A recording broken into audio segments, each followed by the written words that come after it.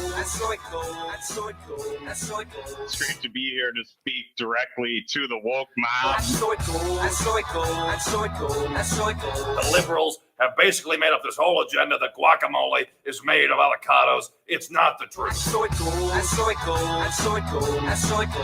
Ticked off, tee off. This is it. Scubbity boo boo. Scubbity doo.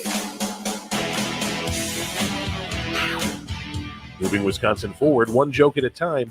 This is Kristin Bry with As Goes Wisconsin. Yada, yada, yada. Hello, Wisconsin!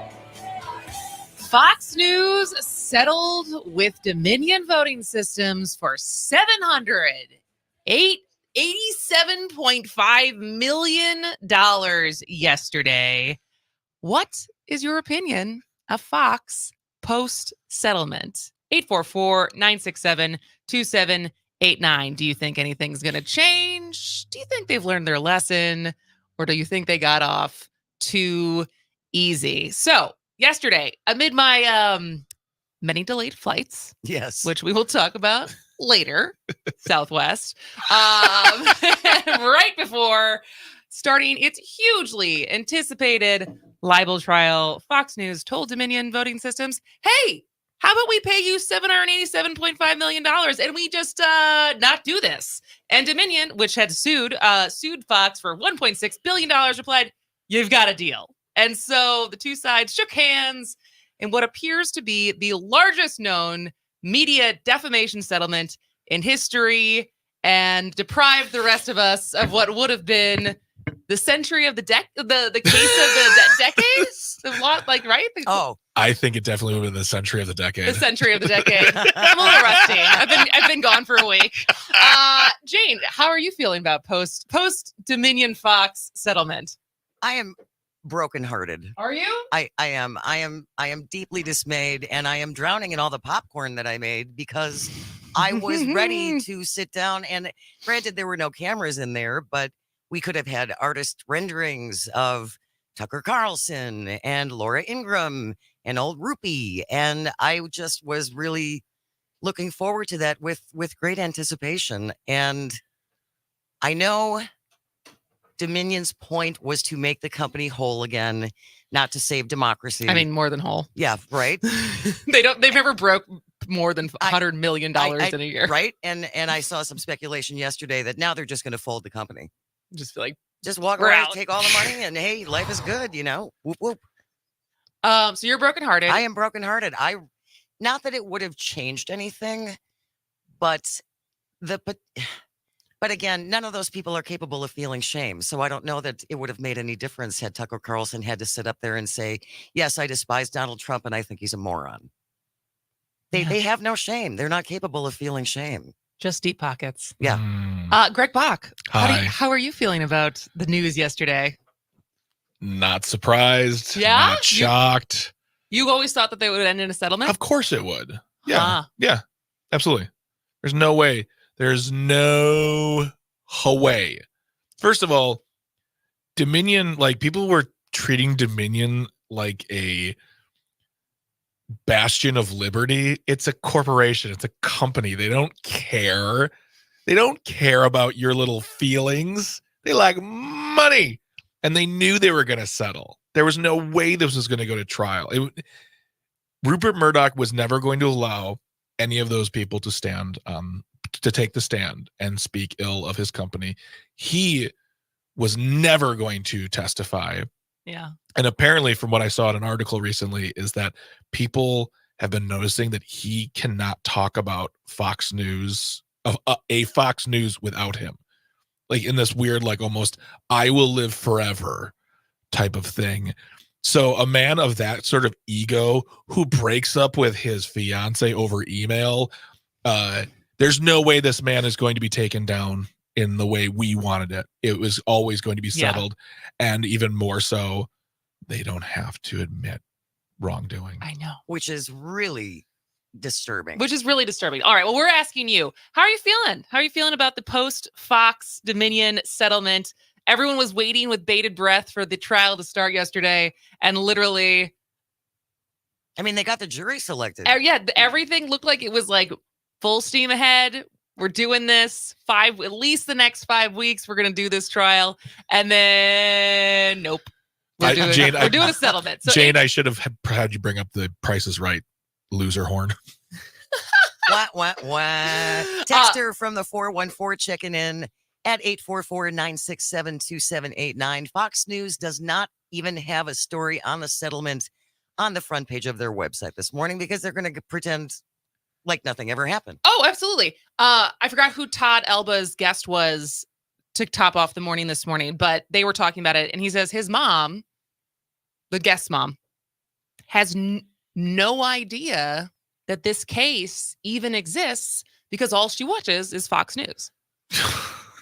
Well, and this explains why we have people living in different realities and not being able to agree that gravity exists because they are not getting all of the information. It's astonishing. It is astonishing. Well, but does that also mean, and we talked about this a little bit before, but does that also mean like OAN and the other uber right wing shows, were they not going to cover this either? Because I think that's an interesting angle. Like the actual news shows and news outlets, obviously we're covering this. Some of the opinion shows, obviously we're covering it, but Fox, for obvious reasons, was not. But it's like, wouldn't it also be in the better interest of some of their competitors to air it, or are they protecting themselves by not airing it since they were lying to? Yes, it's the second. Yes. Because if they reported it, then the story is, well, why are they being sued? Well, because they said they're being accused of lying about the election. What do you mean the election? Donald Trump's in the office right now, isn't he? He just got a new haircut. He has white hair now, and he lost some weight, right? He's still Donald Trump. Newsmax, tell me what to think. Tell me what to think, Newsmax. On the live stream, which you can always tune in and watch us on YouTube, Facebook, and Twitter. Paul says, Dominion just sold our democracy down the river, and Fox Faux News won. Fascism is alive and well in our country. We are screwed, and so is the truth. Paul, feeling pretty upset feeling this saucy morning. in the morning. He's bringing it. I'm looking at Newsmax right now, and there is nothing on their front page about this. Yeah. It's not in their best interest to report this. And if Newsmax ain't doing it, OAN probably doesn't even recognize there was an election in 2020. 844-967-2789. How are you feeling after Fox and Dominion settled yesterday? 715 checking in. The settlement is still eating crow, a really big multi-million-dollar sized crow. That's the only way I can deal with letting it go. Well, that's like a poem. Yes, it is. Make a haiku. Let's make a haiku out of this. I will by the next segment, I will come up with a Commercial haiku. break. Greg Bach's going to write a haiku about the Dominion settlement, and we will read it after the next break. But it's interesting what you just said about Murdoch, because we're in the last season. Not that I'm going to pivot too much into the entertainment sect of this, but Succession is loosely based off of Rupee. Yep. And that family. Rupee. And sorry for spoilers, but if you're not up to date, it's not my problem. Not Sunday, but the weekend before, Logan dies, and so like the patriarch, the spoiler, Rupert, dude. I just said it was going to be a spoiler. I was reading a haiku. Sorry. And it's interesting because the rest of the season now is dealing with Who's going to take over? who's going to take over, and the vacuum that it creates when someone that larger than life dies. And Rupert Murdoch is 92. 92. Yeah, and he still thinks he's going to run that thing forever. And it's so, And not all his kids get along. no.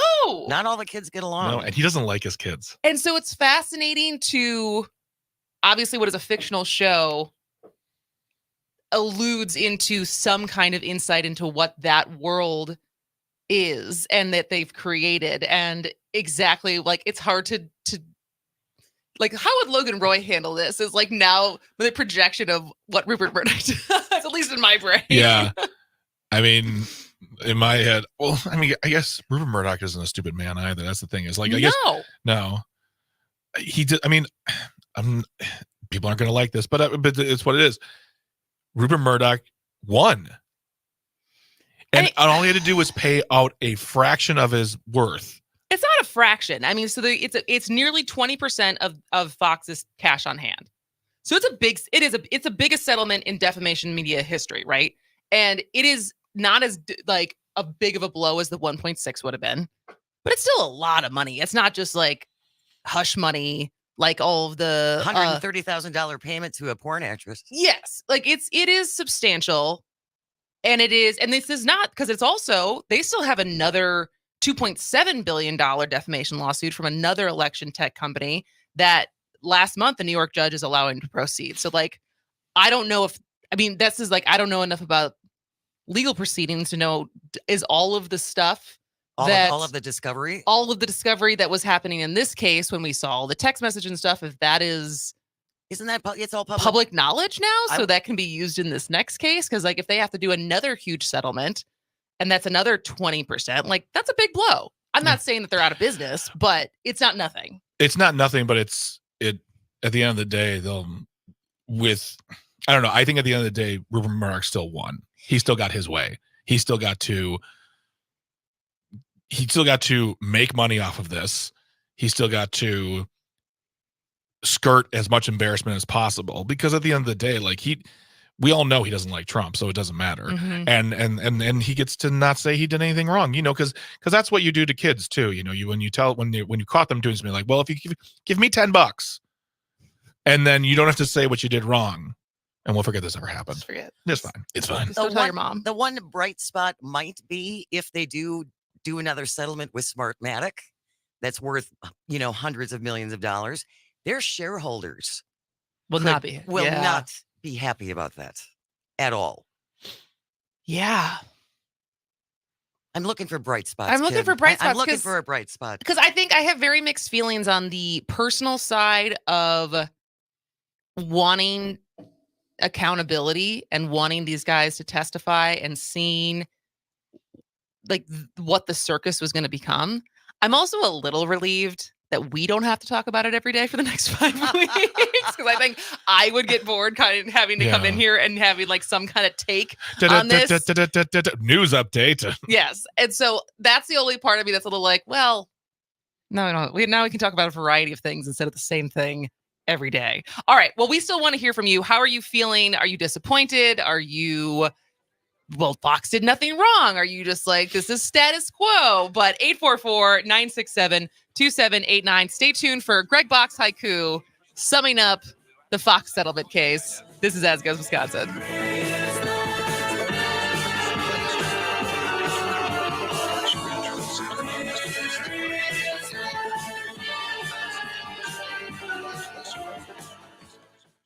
Everyone deserves freedom over their own body. Everyone deserves the right to choose. Everyone deserves access to quality, affordable health care without judgment. And everyone deserves a healthcare provider who stands firm on these beliefs. This is the Planned Parenthood experience at any one of our 22 health centers across Wisconsin that offer reproductive health care services for everyone. Book your appointment today at ppwi.org. That's ppwi.org, and get the care you deserve, because we will provide that care no matter what. Todos merecen la libertad sobre su propio cuerpo. Todo el mundo merece el derecho a elegir. Todos merecen acceso a una atención médica económica y de calidad sin juicios. Y todos merecen un proveedor de atención médica que se mantenga firme en estas creencias. Esta es la experiencia de Planned Parenthood en cualquiera de nuestros 22 centros de salud en Wisconsin, que ofrecen servicios de salud reproductiva para todos. Haz una cita hoy en ppwi.org y obtenga la atención que se merece, porque nosotros le brindaremos esa atención, pase lo que pase. It's easy to listen to your favorite local radio station anytime. Download the Civic Media app from the Apple or Google Play Store, then listen live or whenever you want from anywhere for free. My milkshake brings all the boys to the yard, and they're like,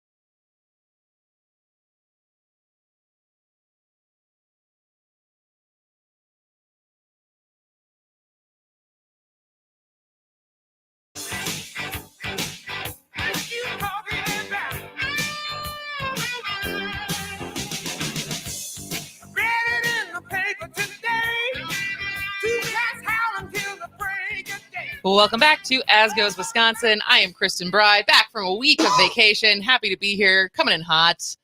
We got Jay Mannair, Greg Bach, having a fun time talking about our feelings.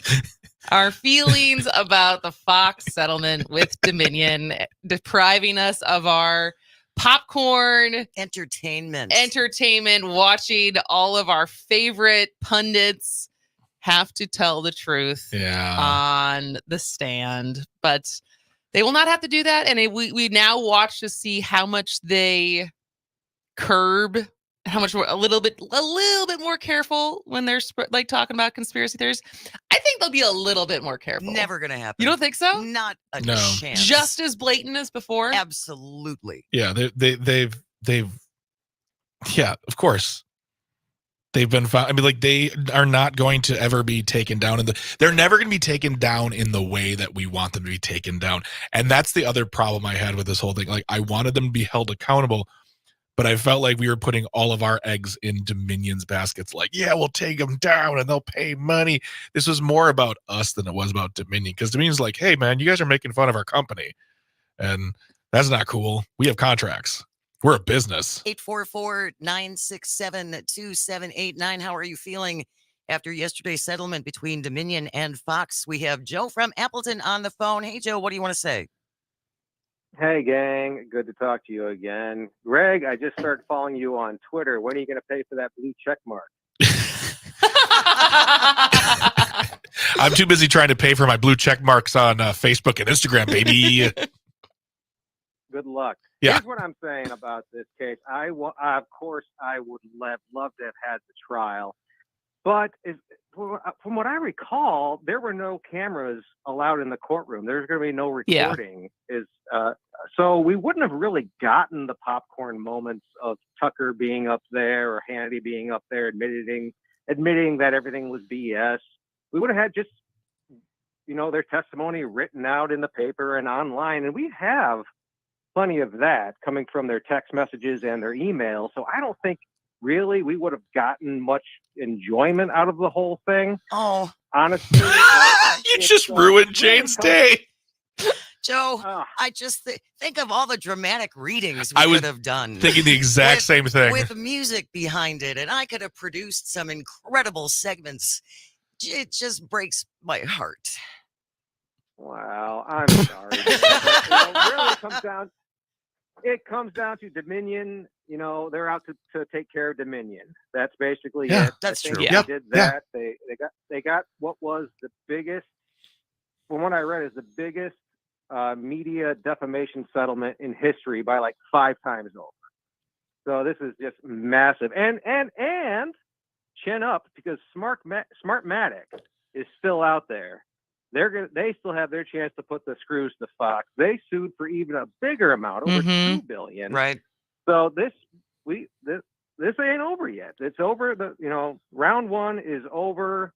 I think. I don't know. It's not wholly satisfying, but at the same time, nothing's going to change Fox. Really, nothing's going to change their viewers. So at least they got hit in the pocketbook, and they probably will again with Smartmatic, possibly even larger settlement amounts, but we'll see.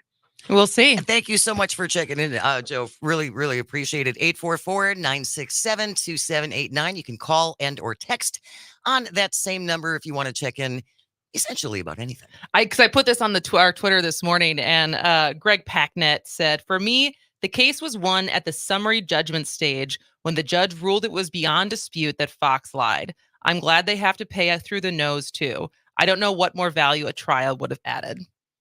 So it's not a total loss. It's not I think we can't say it's a total loss. I think the text messages and some of the internal communications that we all got to see, and now the fact that Tucker Carlson had to sit down with Trump last week and like look him in the eye and give like a softball interview after those texts of him, how much he hates him, were live. It's like, what reality and circus do you all live in that this is just like, this is your job, show up and do it? They live and work in a circus that they have created for themselves. It's a prison of their own design.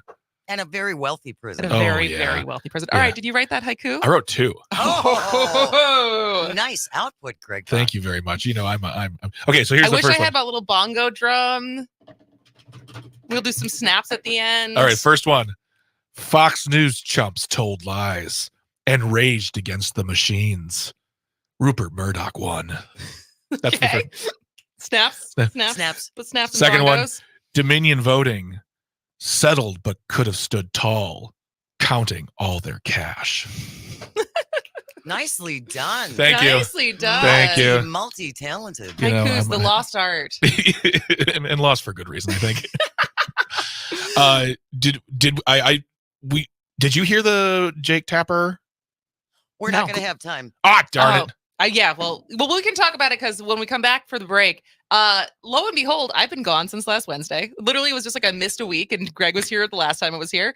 So we're gonna when we come back from break. What did I miss? Greg's got a list of headlines as I was unplugged in California and not refreshing my Twitter every 5 minutes. What Wisconsin headlines I missed? What national headlines I missed? If you have any ideas on what I should know and be up to speed on, 844-967-2789. We will be back in just a minute. This is As Goes Wisconsin.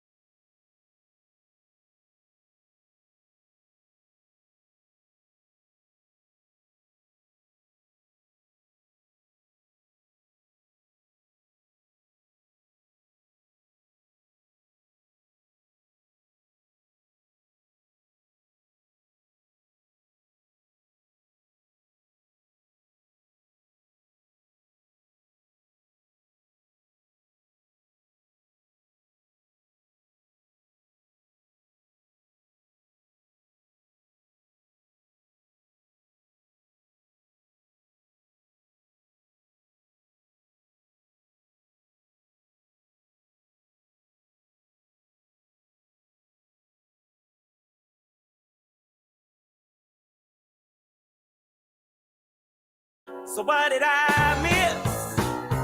What did I miss? Virginia, my home, sweet home. I want to give you a kiss. Mwah. I've been in Paris meeting lots of different ladies. I guess I basically missed the late 80s. I traveled the wide, wide world and came back to this. Welcome back to As Goes Wisconsin. What did I miss? I've been gone for a week. I was supposed to be back yesterday. Southwest had other plans for me, but we're back today, and I had a great time. It was very fun. It was good to unplug a little bit. Saw a lot of friends that because I spent a lot of time. Used to live in California, if you didn't know. I know. And Yeah, you haven't seen some of those folks in a while. no, some of those people I hadn't seen in over 2 years. Nice. And so yes, so it was really great, but I did get a little hung up trying to get home, but we're back, and I was open-ended question. What did I miss? Greg Bach has some headlines. I'm sure Jane has some headlines. But before we cut to that, we have a caller, right? We lost our caller, unfortunately, but we do have a text. We were talking about the Fox Dominion settlement and taking your calls and your texts about how you feel about that. 844-967-2789. 262 says, honestly, I couldn't care less about a settlement. A judgment against Fox would have meant something. A settlement is just rich people paying off other rich people. Yep. The way it happens all the time. Yeah. What? Well, and it's... I do want to share just this little clip of Jake Tapper from CNN when the news came down yesterday about the settlement, and he shares the statement that Fox released after the settlement was announced. Dominion's lawyer saying, quote, today represents a ringing endorsement for truth and for democracy. Fox trying to put a positive face on what can only be interpreted as one of the ugliest and most embarrassing moments in the history of journalism. Fox issued a statement saying, quote, we are pleased to have reached a settlement of our dispute with Dominion voting systems. We acknowledge the court's rulings finding certain claims about Dominion to be false. The settlement reflects, I'm sorry, this is going to be difficult to say with a straight face. This settlement reflects Fox's continued commitment to the highest journalistic standards. We are hopeful that our decision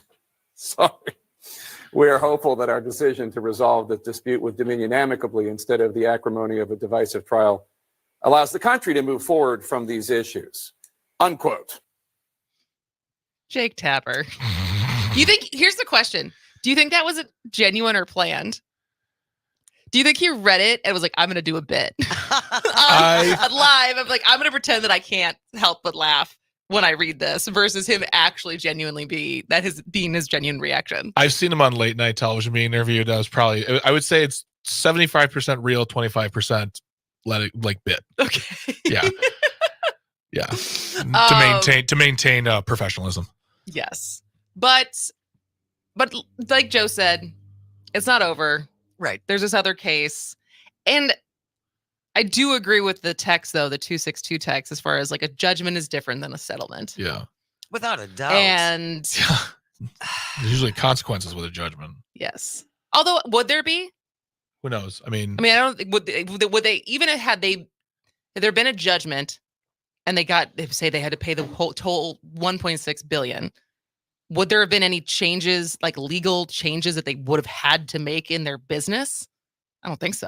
But couldn't they have required Tucker Carlson and Laura Ingraham at least once an hour, every hour for the next year to read some kind of statement about how they lied? Okay, now you're just living in Jane McNair world. And it's a nice place. You should come. All right. Well, what else did I miss while I was gone? Greg's got some, but if you have other things that you feel like, hey, Kristin, you missed this. This was a big one. 844-967-2789. But Greg Bach, what did I miss? Let's see here. U.S. Representative Tom Tiffany here in Wisconsin signaled that he's considering a 2024 Senate run against incumbent U.S. Senator Tammy Baldwin because he has purchased two domain names, ThomasTiffany4Senate.com, as well as Tom Tiffany, 4, Senate.com. He's made no formal announcement. There are no other Republicans who have made their announcements as well. And one of his big things is he's claiming that Tammy Baldwin is a career politician and I want to like, blah, blah, blah. Well, the congressman hopes to add U.S. senator to his resume in his long decade career as also a public servant. So I was going to say, wasn't he in the state legislature for a while before he made it to Congress? He's a couple decades behind Tammy, but he's still, I mean, come on.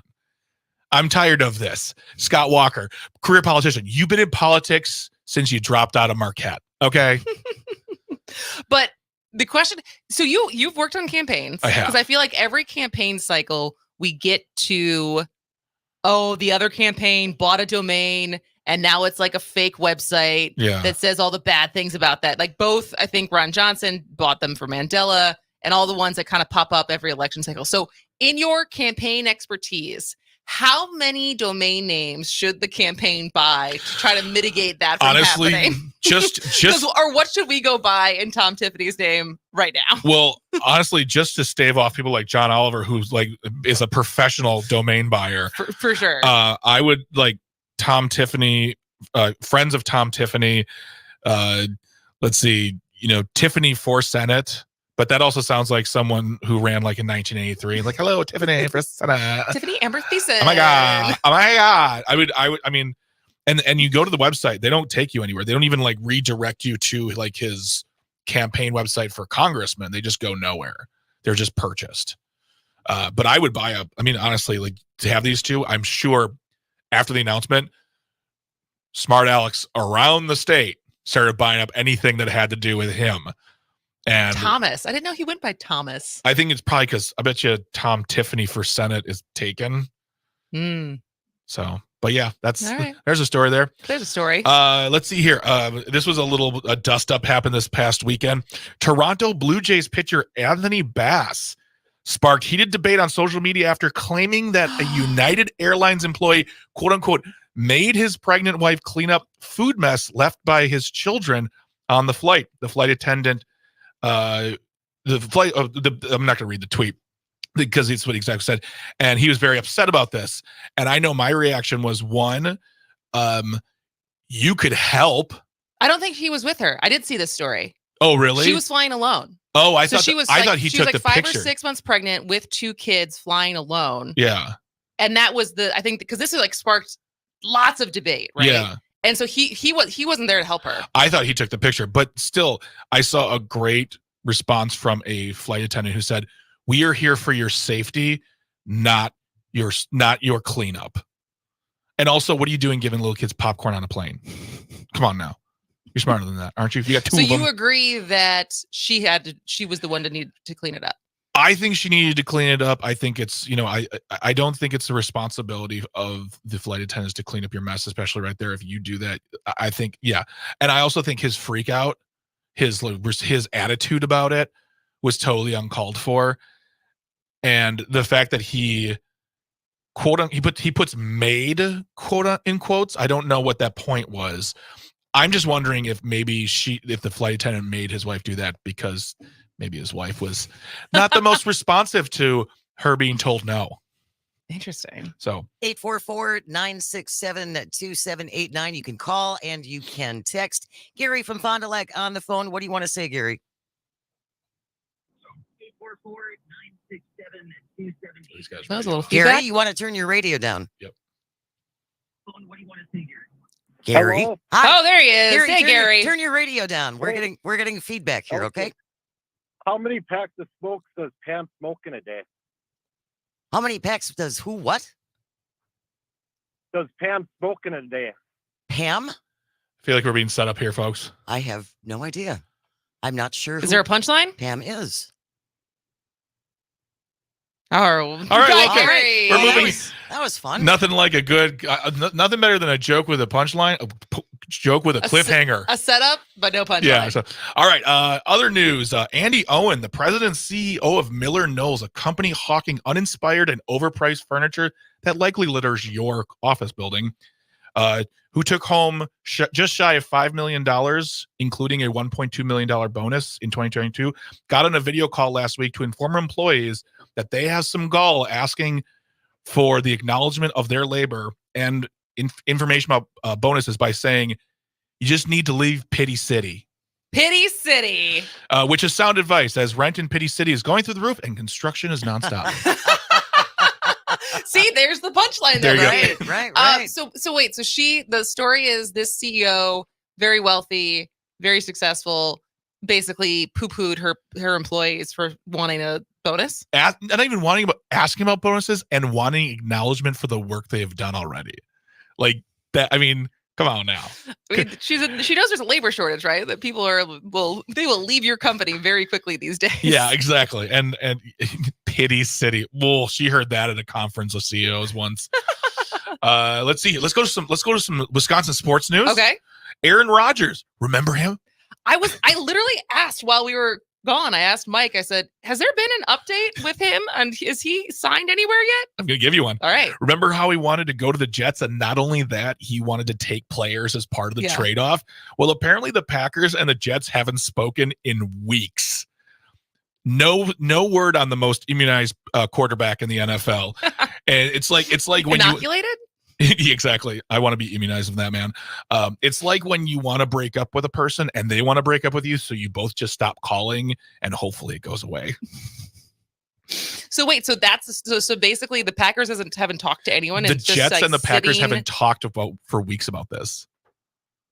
They just It feels like a lot of money to just like let hang in the ether of, well, I don't know if he's your problem or our problem, but someone's gonna pay for it. yeah. Let's see. Do we have a time for one more? We do. Yes, we do. Yes, we do. Plenty of time. Oh, great. Okay, great. Then I'll give you a couple more. Let's see. Dominion, no. I was going to ask you about the latest mass shooting since you've been gone, but there were 15 since you've been gone. Not only that, how have we? I mean, not to take this turn because I don't want to get too dark, and I'm sure we'll cover it later this week. But to have 3 back-to-back instances of, I made a mistake and I ended up shot. Oh yeah, that yes is because this morning I just saw one of you got in the wrong car. Yep. Wrong driveway, wrong door, wrong car. Yep. Shot. Like Jesus. And to go along with this now, Tennessee Republicans have advanced a proposal that will further protect gun and ammo dealers against lawsuits. So right after the shooting in Nashville. So Tennesseans, if you want to protect your kids, have them apply for a job at Smith & Wesson or Glock. Yeah, they won't get sued. No. Supreme Court Justice Clarence Thomas. He's a big popular guy. Is there more updates there? His problems got worse because they found out that the billionaire businessman and Nazi arts and crafts enthusiast Harlan Crow, who by the way is not a DC villain, he bought the property and the house of Clarence Thomas's mother and has allowed her to live there rent free, also doing tons of upgrades on the property. And Clarence Thomas has not listed this on his financial disclosures and said, oops, I didn't realize I made a mistake. I'll amend them now. Yeah. I mean, it's just piling up. And you've seen what he looks like. He's not going anywhere. He won't do anything. He won't recuse himself. No, ever. No. He's like the Fox News of justices. He'll do nothing. That was a bad comparison, but I tried. No. I got it. But his mom is just living in a house paid for by Harlan Crow. Yep. Yes. Who, by the way, like I just want to say this: Harlan Crow is because this is great. Harlan Rogers Crow is an American real estate developer born in Dallas, Texas. He is the chairman of Crow Holdings, which was founded by his father, Trammell Crow. I mean, what are we talking about, What people? kind of villain origin story is this? Let me tell you something, Trammell. I'll have you. I will crush you beneath my boot. I drink your milkshake.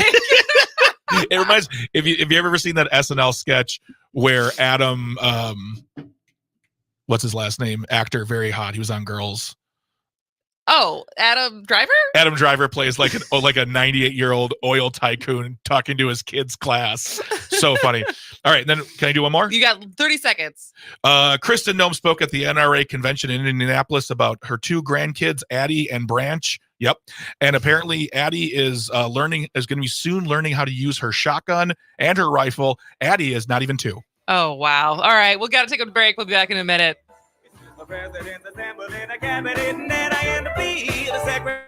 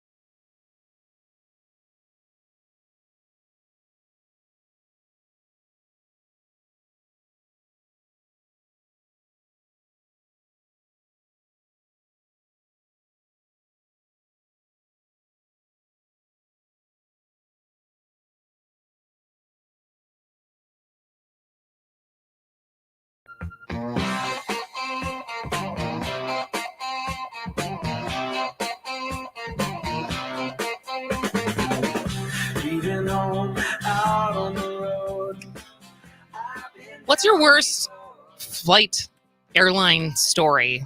Have you had anything recently? 844-967-2789.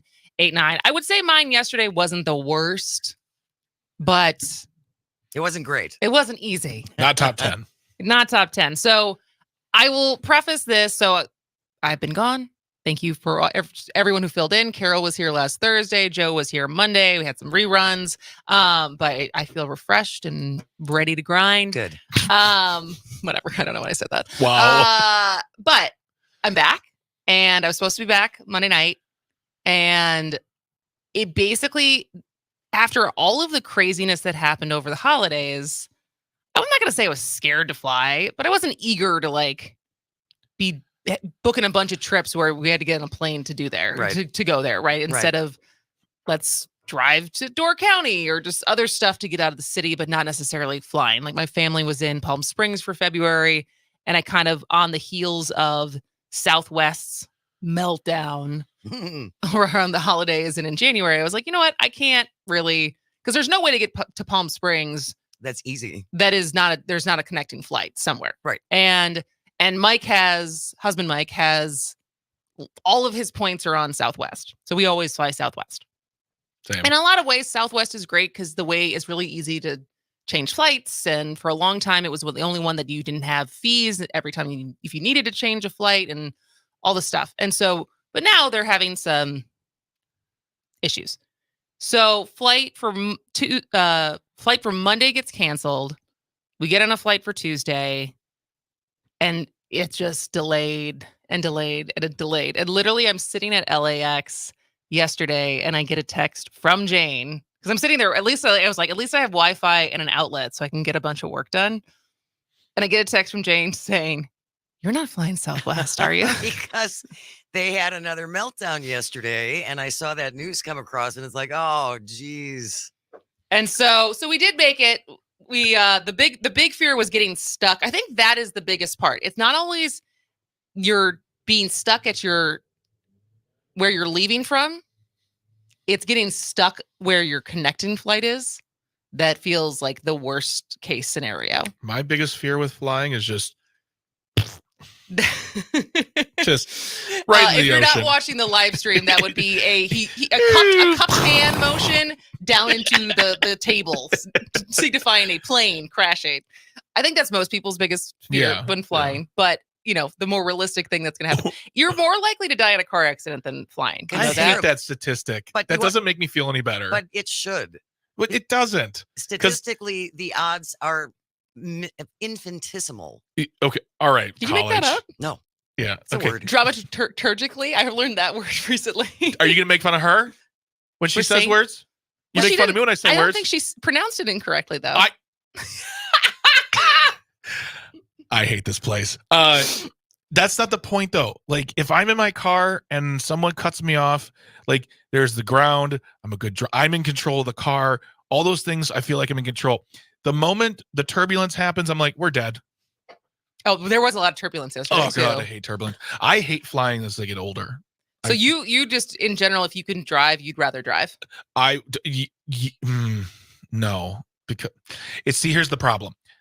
I love the driving. I'd rather be driving because it's, in my mind, it's safer. I know it's not, Jane. Calm down. All right. But I also don't want to drive like 16 hours somewhere. So I know that the right thing to do is fly. I just get nervous when I fly. So are you saying you wish we had more trains? I wish we had like, you know, more time tunnels, like location tunnels, like, you know, like I'm going to Palm Springs today. And I'm in Palm Springs. That literally, anytime anyone ever asks, what would your superpower be?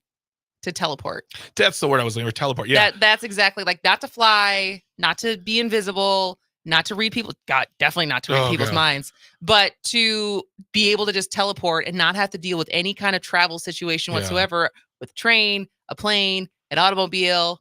Good movie. And just be able to show up where you need to be and cut all that nonsense out. That would be my superpower. Scientists are working on that right now, for real. 844-967-2789, taking your stories about your worst flights. Jeff from downtown Milwaukee joining us. Hey, Jeff, what do you want to say? Hey guys, good afternoon. So it's not a flight story per se, it's trying to get on a flight story. I was in Mexico 10 years ago. I went to Mexico by myself. I just decided I was going to take a week, vacation down to Cancun. And when I was getting on the bus from my hotel to the airport, I cleaned out my safe in the hotel room, and I mistakenly threw out some immigration paperwork. So I get to the airport, and the guy who was checking me in at the desk, he works for the airline.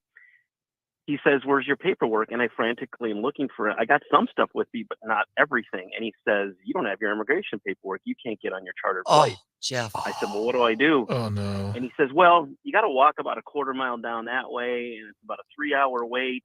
You're going to miss your flight. Maybe I'll get you on a flight tomorrow." And then he said, "How much money do you have in your pocket?" I knew this was happening. No. And I had $40 in cash in my pocket. And he said, "Reach in your pocket, grab the money, grab the handle on your suitcase, lift it up, and place it on this, the weight counter." And then I did. And he literally took his stamp and went stamp, stamp, stamp. There you go. Enjoy your flight. Just like that. And then the kicker was when I got to the gate to get on my plane, he was the gate agent who was looking at all the things. And he looked at me and he just winked at me, and it was like he knew and I knew, and I was on my way home. So in the moment, were you relieved and you're like, fine, it's worth the $40, or were you perturbed at all about him greasing the wheels a little bit? I was relieved because Yep. I knew, he could have been exaggerating the time and the distance, but it was a very crowded airport and a lot of people were coming home, and I thought, I don't want to risk it. And I thought, it's $40. Like, I just told him, I said 40 like this. And that's literally all I had left. I had a debit card, but he wasn't that was too obvious, right? So I just discreetly just peeled the money out of my pocket in my shorts and handed it to him like it was like some mafia drug deal thing. Jeff, it's a win-win situation. Thanks so much for the call, Jeff. That's a great story. Not the first time I've heard a story about someone being in Mexico and using money to get through. All right. Well, when we come back, Jason Stein from Wisconsin Policy Forum will be here to talk about funding land conservation because people like being outdoors, so maybe we should protect it. All right. This is As Goes Wisconsin.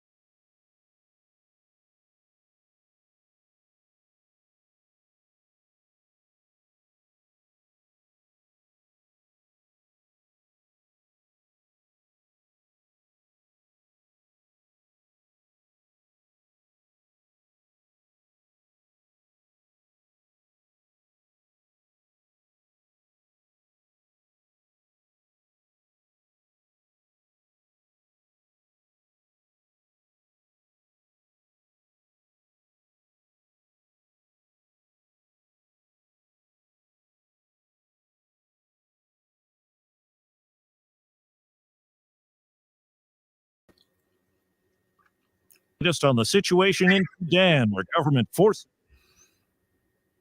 Hey, Jason. Hey, how we doing? Good. How are you doing? All right. Let me just calling up the report here so I can refer to stuff. Thanks for your interest in it. Yeah, no, especially with the news that broke yesterday that they're not going to fund that big project. Where was that? The Pelican River.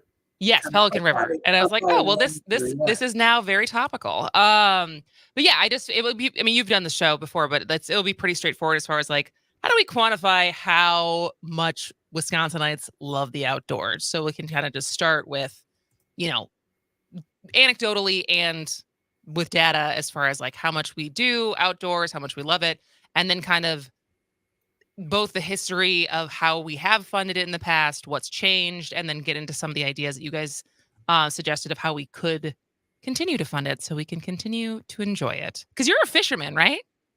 I'm an angler. I'm a hunter. I've been. So you're big in the outdoors.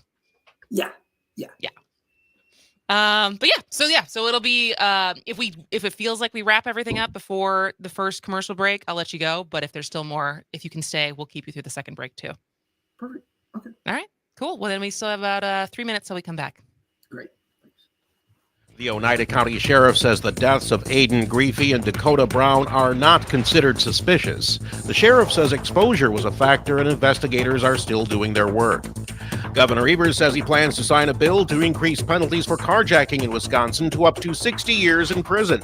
The bill has bipartisan support, but some Democrats complain it demonizes Milwaukee. When we continue to hamstring local governments and continue to defund public safety, that's also part of the problem. Representative Sylvia Ortiz-Velez of Milwaukee.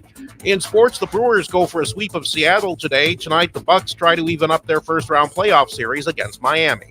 I'm Terry Bell, and this is Civic Media News. If you're living with chronic pain and have yet to find relief, Select Pain Care of Milwaukee may be able to help. Select Pain Care specializes in helping those that have had their pain for more than 6 months and have tried 3 or more healthcare providers with minimal relief. Find out if Select Pain Care can help you. Call 414-939-5045. That's 414-939-5045. Or log on at selectpaincare.com. A progressive voice for rural Wisconsin. WAUK 540 AM. Always streaming at WAUKradio.com. Hi, this is Lindsay Keinert at 540 AM and 101.1 FM WAUK The Shaw. Here are upcoming events happening in the area. Come celebrate 414 Day this Friday, April 14th, with various exciting events and activities throughout downtown Milwaukee. Take part in shuffleboard or axe throwing at the North Shore Club at 230 East Pittsburgh Avenue in Walker's Point, which is presented by Bars and Recreation. Love to sing? Well, come sing your heart out at Amped, located at 910 West Juneau Avenue, and take advantage of special 414 Day pricing for karaoke. And finally, don't forget to visit the Milwaukee Admirals this weekend to celebrate our great city at the UW Milwaukee Panthers Arena, where the Admirals play the Chicago Wolves starting at 7 p.m. If you have an event you'd like us to share, let me know. Email me, Lindsay Keinert, at info@civicmedia.us. The Shaw 101 FM. Franklin's choice for news talk radio. Streaming 24/7 at WAUKradio.com.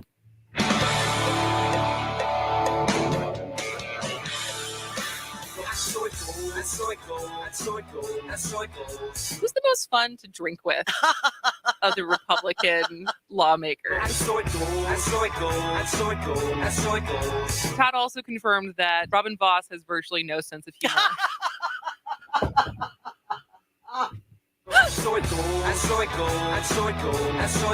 You can always let us know if you're drinking with lawmakers at 844-967-2789.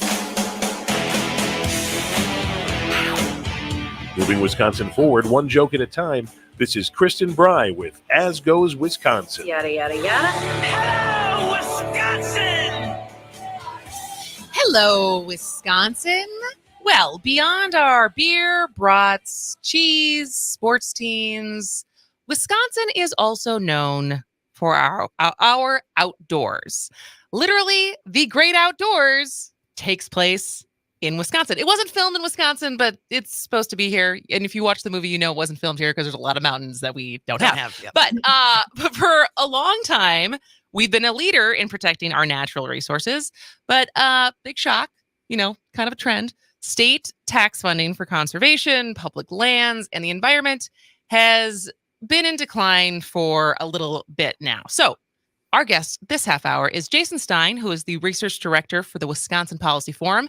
And his latest article, This Land is Our Land, talks about how much we enjoy our outdoors, how we've historically funded it, why we're not funding it so much anymore or right now, and what we could do to change that. So welcome back to the show, Jason.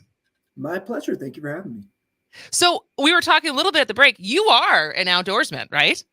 Yep. I've been hunting and fishing since I was 5 or 6 years old. I grew up in Kansas where you could legally hunt at 5 or 6 at that time. Oh, wow. You couldn't in Wisconsin at that time, although you can now under certain circumstances. So yeah, I've been doing this a while. What kind of, this is a side note, but what was your best hunt at 5? Like what kind of stuff were you bringing home? Oh, it would be like, I'd mostly just be with my dad, but he might occasionally get into a situation where I could pot a rabbit with a 22, right. And then mom would make a rabbit pot pie, which I liked very much. Oh, can't say I've had it. So, it's worthwhile. But I guess, so as far as, either anecdotally or using data, how do we even kind of wrap our heads around, besides just instinctively knowing Wisconsin likes our outdoors? We have so much fresh water between our Great Lakes, with Superior, Lake Michigan, Mississippi River, all of the lakes in between, hunting, fishing, camping. Like there's so many different things, but like how would you as a research director try to quantify how much Wisconsin loves the outdoors? Well, it's a great question. And I think in some ways it's difficult, right? Because there's a lot of things that are very difficult to track. Let's say if you love to bird, right? You go birding, you go up, you don't get a license from any government agency to do that, right? And so it's been hard to track it. I think with cell phone data, we're going to start to quantify that better and better in future years. But, thinking about, ranging from snowmobiles, where we're number 1 in the country for registrations, to, hunting and fishing, we certainly are among a top 10 states for both in the country. Mm-hmm. Have a fun fact, out-of-state hunting licenses were second only to Idaho in the entire country, right? Which is pretty amazing, really. But you think about there's really, for more than 100 years, there's been a tradition of people from Illinois, Minnesota, and other places coming to Wisconsin, right, to recreate in a whole variety of ways, hunting and fishing, just hiking, camping, all these things. I mean, the roots of this go very, very deep, and they're vital to our economy. Almost $9 billion in value is added to Wisconsin's economy, almost 90,000 jobs from outdoor recreation alone. That doesn't even count other related industries like the timber industry that are sort of also rely on our natural resources. And then our state GDP is certainly much more of it in Wisconsin is tied to outdoor recreation than it would be nationally.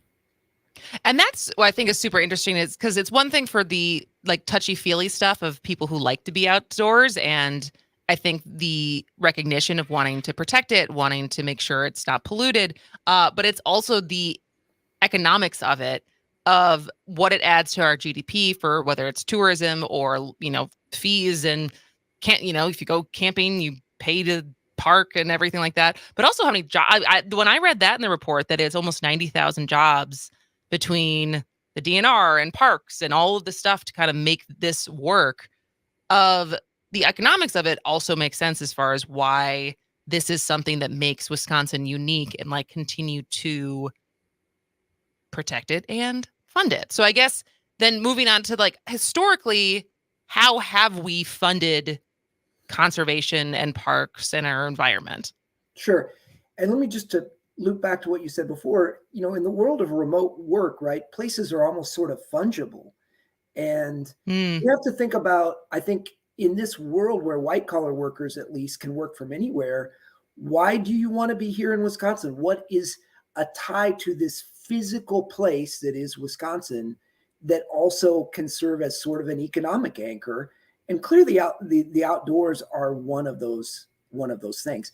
So then to respond to your question, historically, in terms of how we funded the outdoors, when we're looking at, fish and wildlife and outdoor recreation and things like that, a big anchor for us has been hunting and fishing license sales, which at the state level, and then those also bring in federal matching dollars.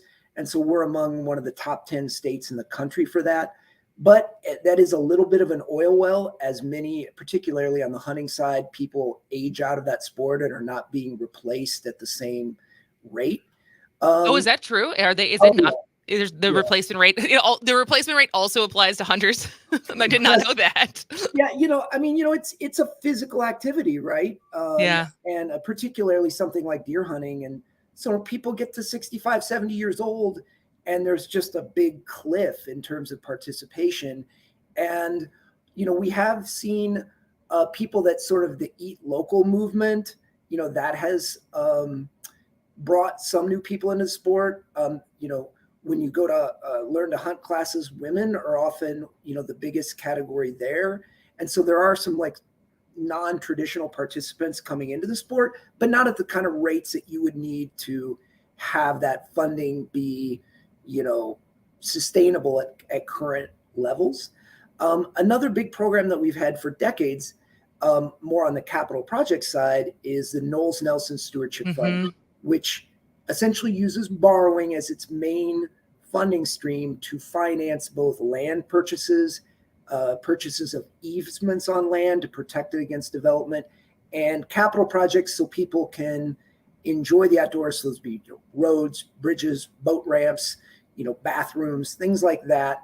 And this program operates at both the state level for like state DNR lands, plus local public lands, and even private conservation groups can also partner with the program to do projects. We're talking to Jason Stein, who is the research director for Wisconsin Policy Forum, about his new research project, or This Land is Our Land. It is talking about the past and future of conservation funding in Wisconsin. And so when did the shift start to happen as far as this kind of being our legacy as Wisconsin and putting such an emphasis on conservation and the outdoors to kind of the shift towards not prioritizing it as much when it comes to funding? Sure. I think maybe the easiest place to look at for this shift is in the state parks. So if you look back into up to the mid 90s, it was in state statute that the parks were half funded by state tax dollars, which get referred to as GPR. And today, in 2015, 17, in that range, we had sort of completed a process where over the decades, we've gone from being half funded by tax dollars to now there's no GPR funding. There's no tax funding within the state park system. It's essentially financed through user fees. And we are today, if you look at state parks, we are last in the nation in funding for operations per visit. We're like second to last. Correct. And if you look at it instead in terms of funding per capita, we're, I think, second to last. So, we really rank very low on that metric, although our state parks continue to be visited quite frequently. They had a huge uptick in visits, both from people within the state and outside the state during the pandemic. We do still in Wisconsin have pretty robust funding for our parks at the local level, but local governments, so that when you combine state and local, we're more middle of the pack, but local governments also have funding challenges in recent years, and parks are sort of parks are not maybe seen as essential in the way that, fire protection is seen as essential. And so, that's, I think, a good example of how, funding has shifted and eroded over time. and, is something that I think in the wake of the pandemic deserves another look. If you look at what happened during the pandemic, the outdoors were kind of the only recreation game in town for a while. Mhm. Right? And so they were golf. Right. Does golf fall under this? Is that an outdoor there you go. activity? Does the DNR fund that? Yeah.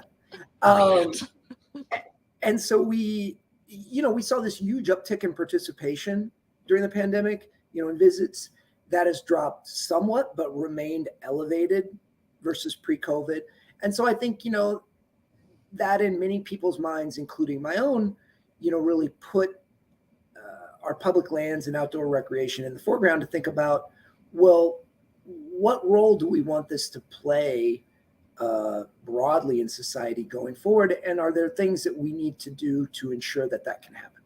Absolutely. Well, when we come back from the break, Jason Stein will still be here because I wanted to ask, this feels like a bipartisan issue because it's something that we all enjoy and benefit from. So talking about some of the solutions or options that you guys came up with of how we could fund this, and maybe talk somewhat about the political will to do so. So our guest is Jason Stein, who is the research director for the Wisconsin Policy Forum. We'll be back in just a minute. This is As Goes Wisconsin.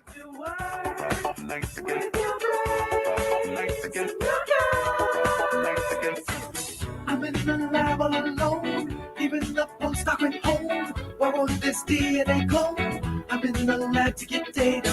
We're up all night to write code. We're up all night to brainstorm. We're up all night to be smooth. We're up all night to get data. We're up all night for this poster. Oh, how I hate Illustrator. Why can't I not move this figure? Hope no one scoops my next paper. We're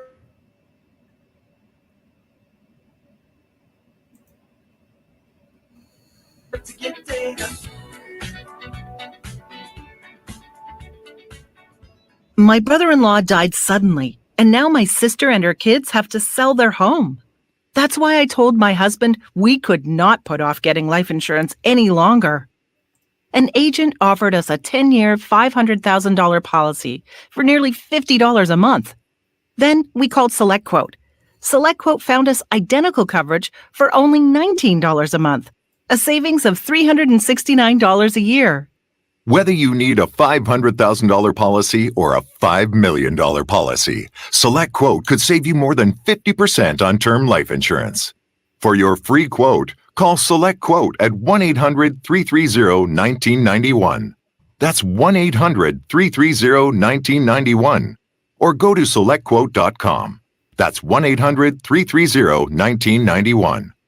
SelectQuote. We shop, you save. Full details on example policies at selectquote.com/commercials. You are never far away from your favorite radio station. We're always streaming on TuneIn and the Civic Media app. And if you missed your favorite show or game, listen to a podcast of it anytime on the app or our website, civicmedia.us. My ride smells just right, just right, just right, just right. Y'all gotta try that Febreze car. Just right, just right, just right. La la la la la.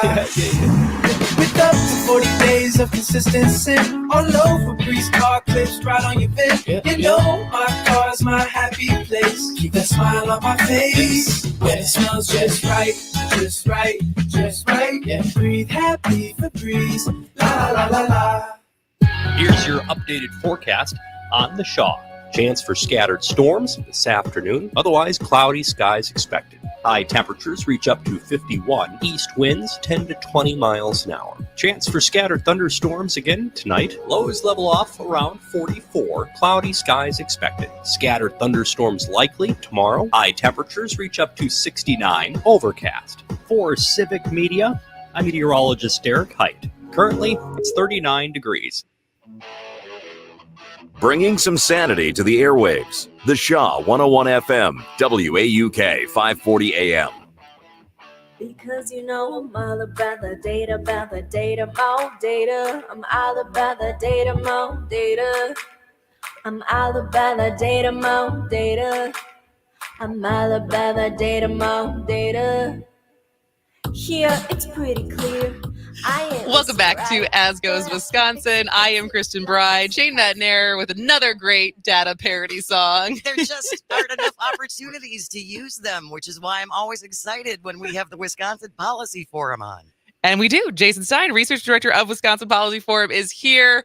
And we are talking about the thrilling topic of conservation funding, but it's super important. And it's something that we will regret when it's not here, as far as our ability to so easily take advantage of Wisconsin's natural resources and beauty and be able to get outdoors easily. And whether it's lakes or camping and hiking and snowmobiling and so much stuff that is like quintessential Wisconsin stuff, that if we don't take care of it, we will lose it. And so I wanted to shift to some of the options that you lay out in the report as far as how we could go about continuing to make sure these resources get funding. Sure, absolutely.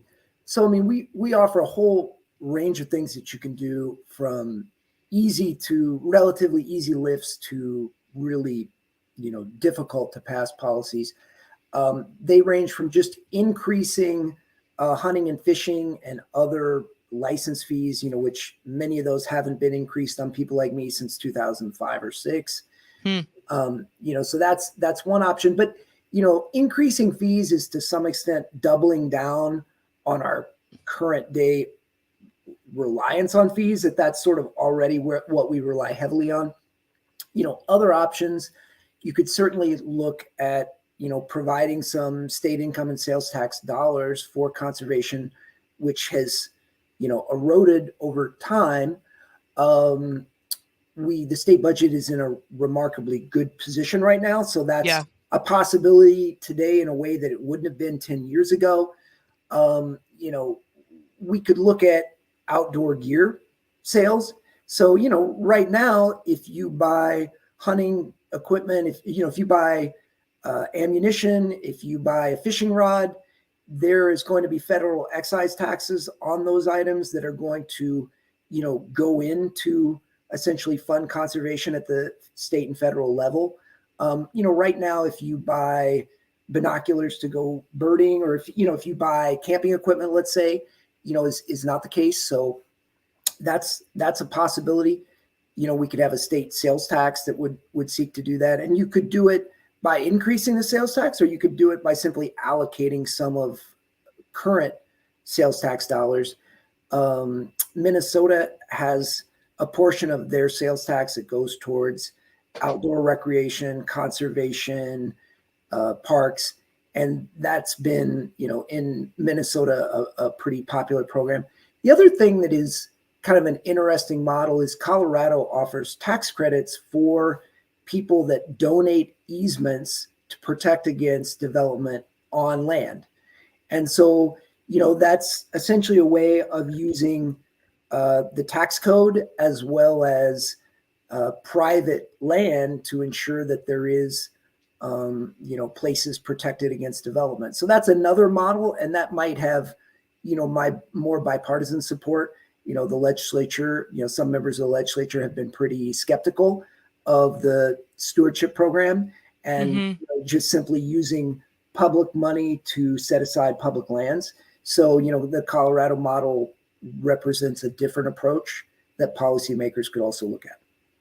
So speaking of policymakers, I guess, to me, it seems obvious as far as how can you be against wanting to preserve, like I said before the break, it feels like it should be a bipartisan issue as far as people who enjoy the outdoors, whether you are a conservative hunter, fisherman type person, not that there's not liberals and other people, you know what I'm saying? Like different archetypes of people who range the political spectrum, but who enjoy the outdoors. And so I guess who is against, as much as you could, maybe that's not the right term, but allocating more funding or finding a solution for this to make sure, is there it more about how we do it, or is there actually people who are like, this isn't worth the priority because we should be doing more development, or we should be having this land go to other things because of other economic reasons? Sure. Does that make sense?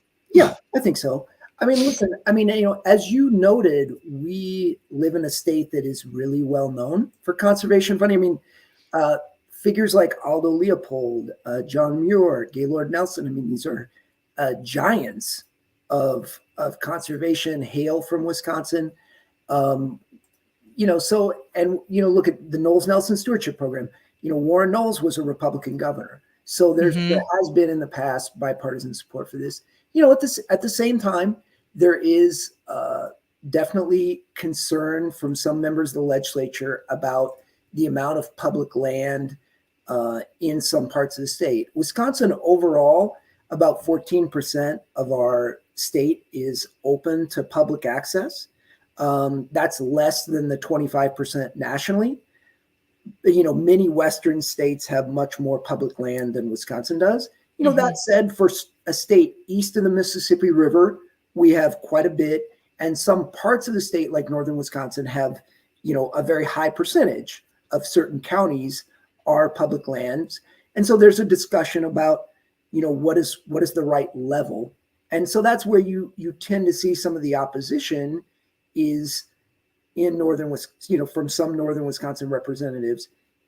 At the same time, what are the industries in northern Wisconsin? Well, timber, tourism, those are real mainstays of their economy, and public lands play an important role in supporting both those industries. So, I think that is where the tension has come from. And I don't know that I'm fully answering your question, but I think that is what we have to sort of grapple with as a state if we're Absolutely. making progress on this issue.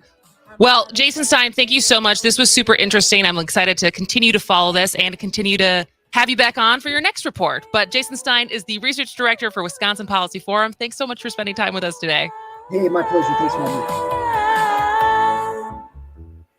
The Shaw 101 FM, your fix for progressive talk. From Muskego to Pewaukee, always streaming at WAUKradio.com.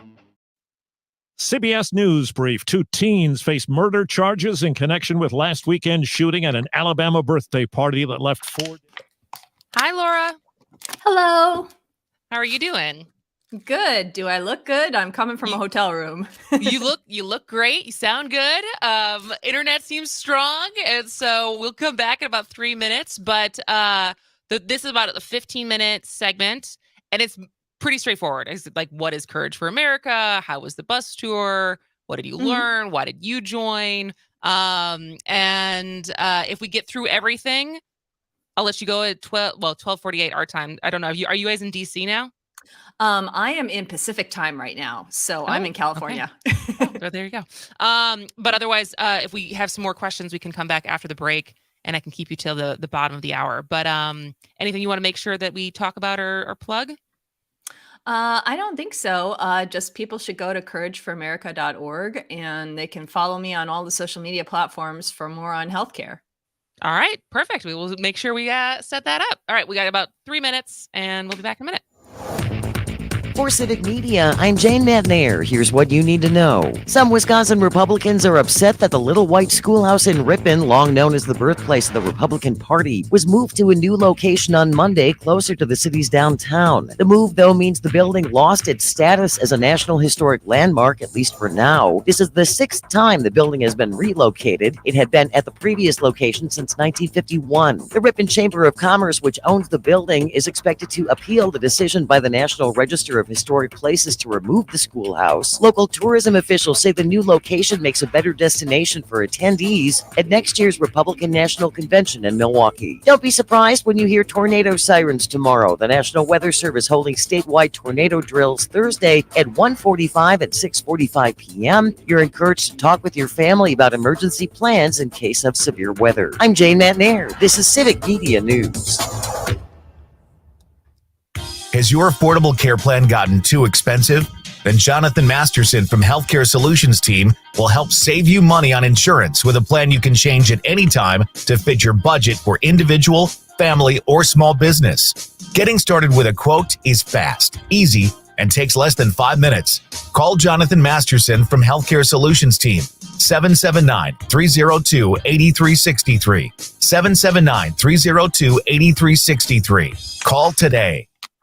If you're living with chronic pain and have yet to find relief, select Pain Care.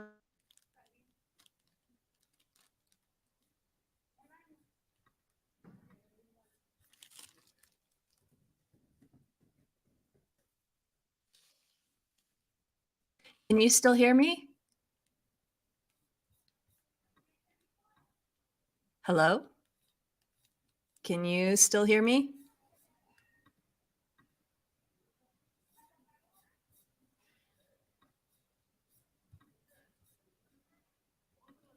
Hello?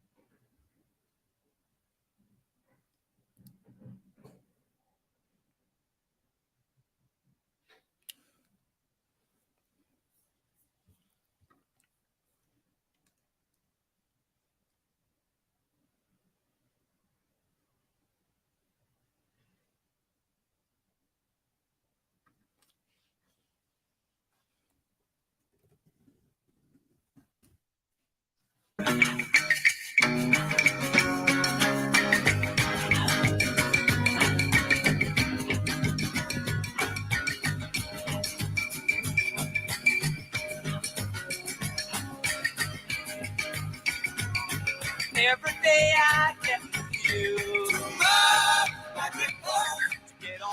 What does an accountability campaign that speaks out against a MAGA extremist agenda look like?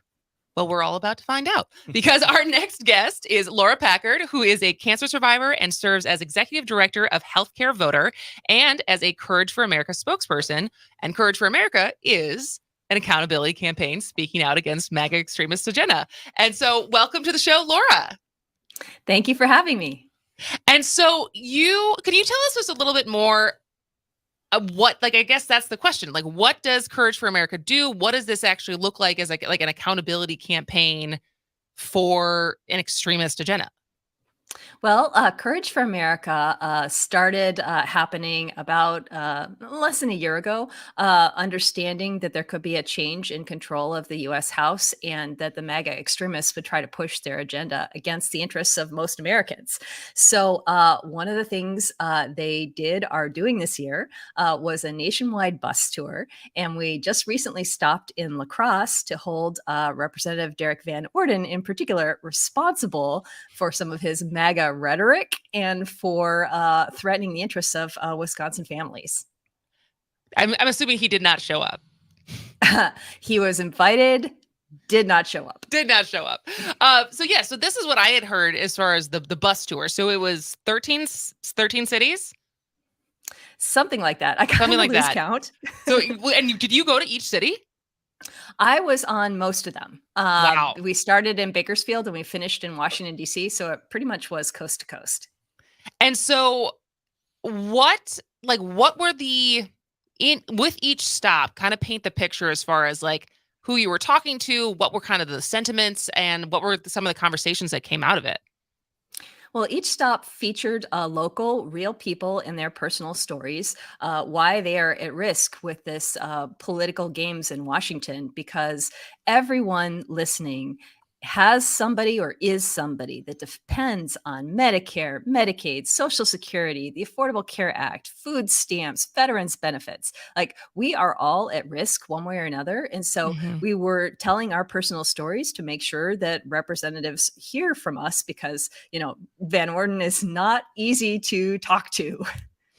I feel like, Greg, you've tried to tweet at him a couple times. Has he ever responded back? No, none of them have the guts to get back to me, little Greg Bach with my 1,200 followers. And so besides obviously Derek Van Orden in Wisconsin, but who were some of the other representatives that you were trying to get their attention on these in these different stops? I'm sure Kevin McCarthy being one of them, being the Speaker of the House. But who were some of the other people? And was there any success as far as them responding? Well, nobody showed up to any of our events. Nobody would sign the promise to commit to not cutting our benefits. We went through Durango, so Lauren Boebert did not show up. We went through Ohio. Jim Jordan did not show up. Elise Stefanik in New York did not show up, and many other in the cast of horrors. Greg.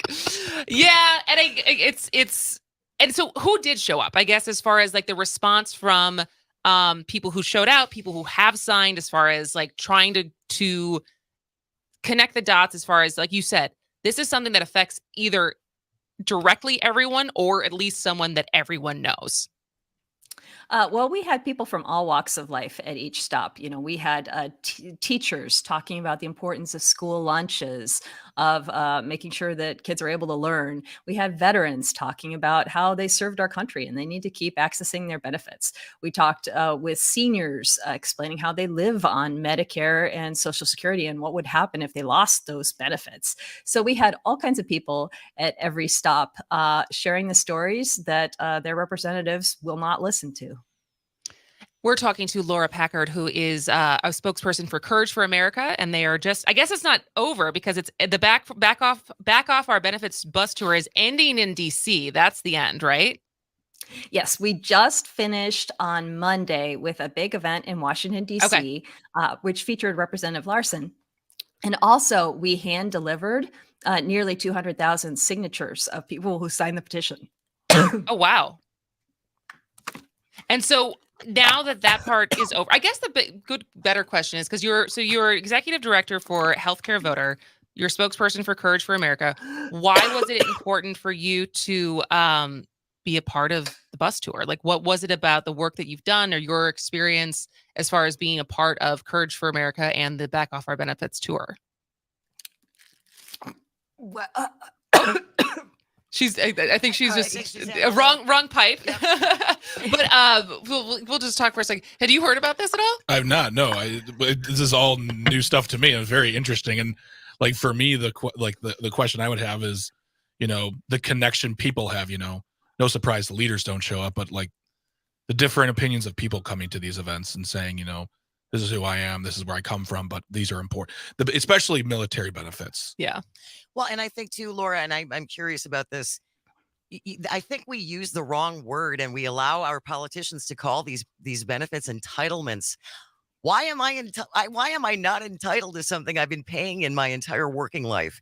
That's not an entitlement. That is what I am due. Mm-hmm. And I think we need to change and change the phrasing of that because it's inaccurate. These are earned benefits. We earn them, and they're threatening to take them away. And I actually haven't stayed up on this enough as much as I should, as far as, because I think I looked at the break just now, as far as, because this is basically tied into the debt ceiling and the ability of like what the Kevin McCarthy and they're trying to hold us hostage as far as not paying the debt that we've already signed up for that we already spent. Yeah, in order to be able to cut some of this stuff in the budget, right, Laura? Exactly. Wow, MAGA Republicans have gotten to me. Wrong water down the windpipe will really get you. Yeah. This just proves that there are some design flaws in the human body. You shouldn't be able to choke to death while drinking water. It's just that's a mistake. It was a mistake. Yes, and these benefits are critical. We heard people around the country talk about how much it means to them.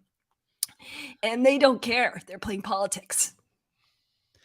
And so I guess coming back as far as your personal story, because you're a cancer survivor. And so was that kind of the beginning of your political engagement of why this matters so much to you? Yes. The Affordable Care Act saved my life. Honestly, I'm healthy, apart from the coughing. Apart from the coughing. And a slight choking issue, but otherwise everything is fine. Yes. So I'm a cancer survivor, and I wouldn't be here today without the Affordable Care Act. And that's one of the things that they're threatening. And so as far as, you know, what are you hoping for as far as these debates? Like, what is an ideal outcome, knowing that the makeup of the House is what it is, as far as continuing to put pressure on some of our representatives, but as far as what the spending could look like, especially because I just know of how many things not necessarily got cut, but all of the expansion, all the extensions that were happening during the pandemic, whether it's food share, Medicaid, are now coming to an end. And so as far as reallocating in a post-COVID world, what are some of the asks for either the tour or for Courage for America or even Healthcare Voter?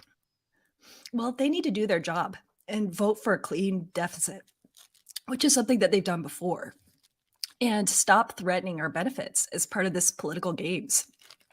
They don't have to do this. They're choosing to do this. They're choosing to make people afraid of whether they're going to be able to still get their Social Security check. They could stop this right now. They could vote for a clean bill right now, but they're choosing not to. And so we're going to hold them accountable. And I guess that's the thing that I don't quite understand, the political, like you say, they're playing political games with people's lives, literally their health, their lives, how they survive.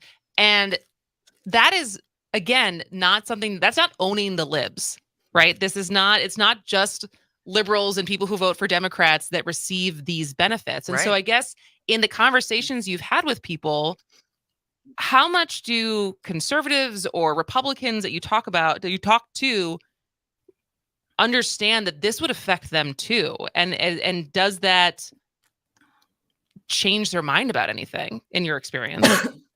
Well, this affects everybody, and it shouldn't be a political issue because everyone knows someone who's on Medicare or Social Security or served and is a veteran. So this affects red states and blue states, red districts and blue districts. This affects everybody.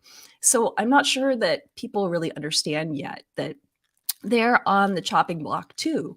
Regardless of your political party, they're threatening your earned benefits right now. And I guess that's, go ahead, Greg. I was going to say, so like when you have these bus stops, these rallies, these getting together with people, do you have Republicans, conservatives coming to these events saying, I'm a Republican and I need these benefits and I need my leaders to listen to us?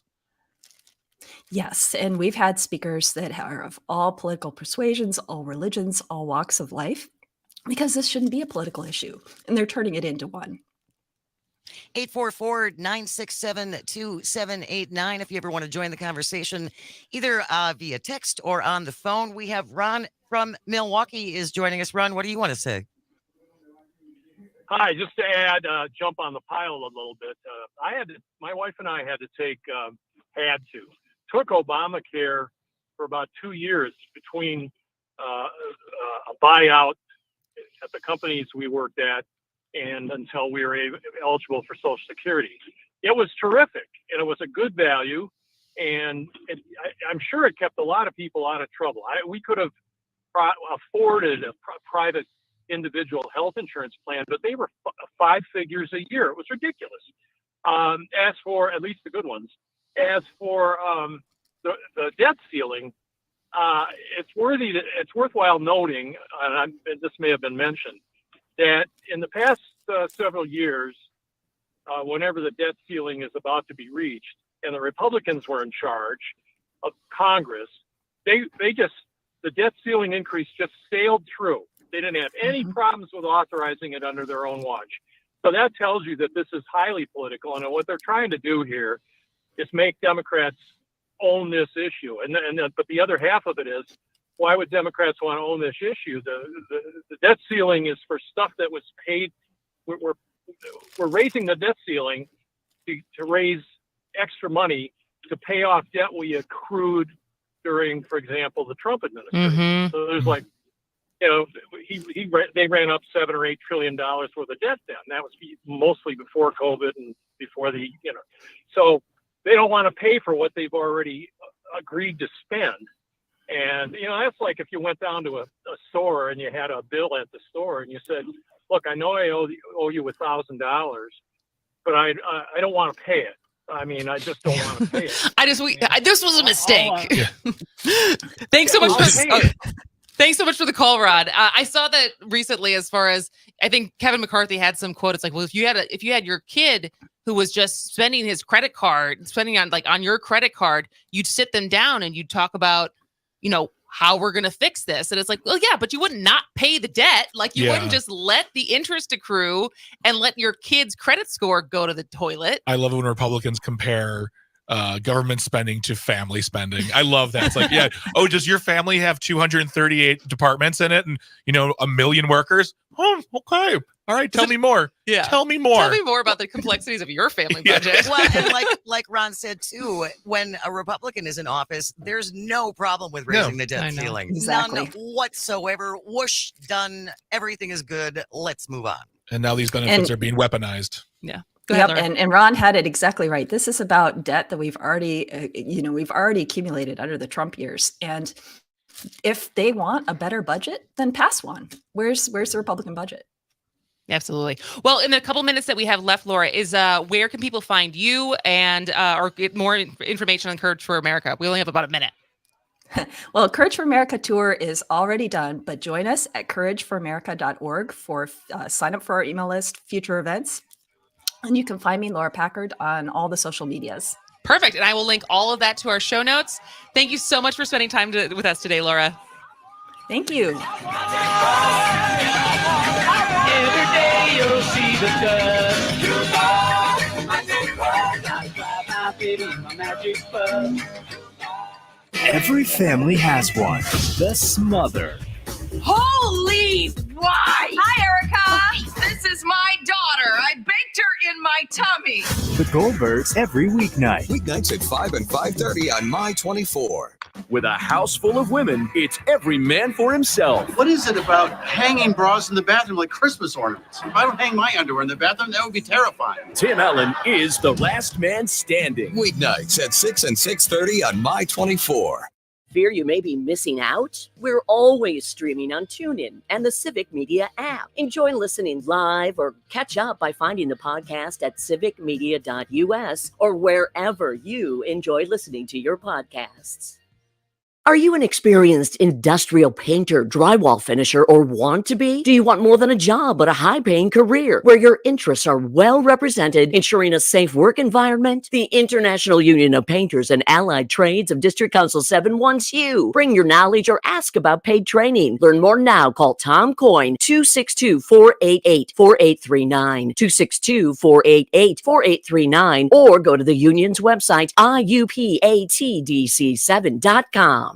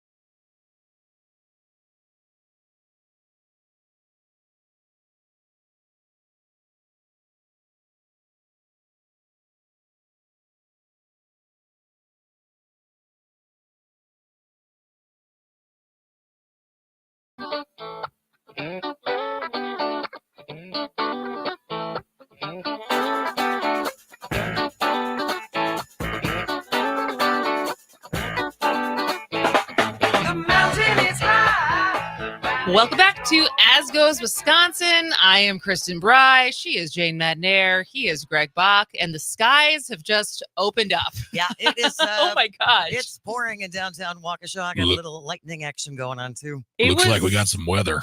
Weather. I got to miss the weather. I got both. Like, I got the worst of both worlds because it was colder in California than Wisconsin when I got there. And then, but I did get to miss. I guess it wasn't the worst of both worlds because I did miss the snow.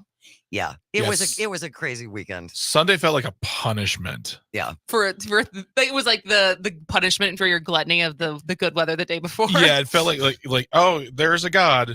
He is wrathful.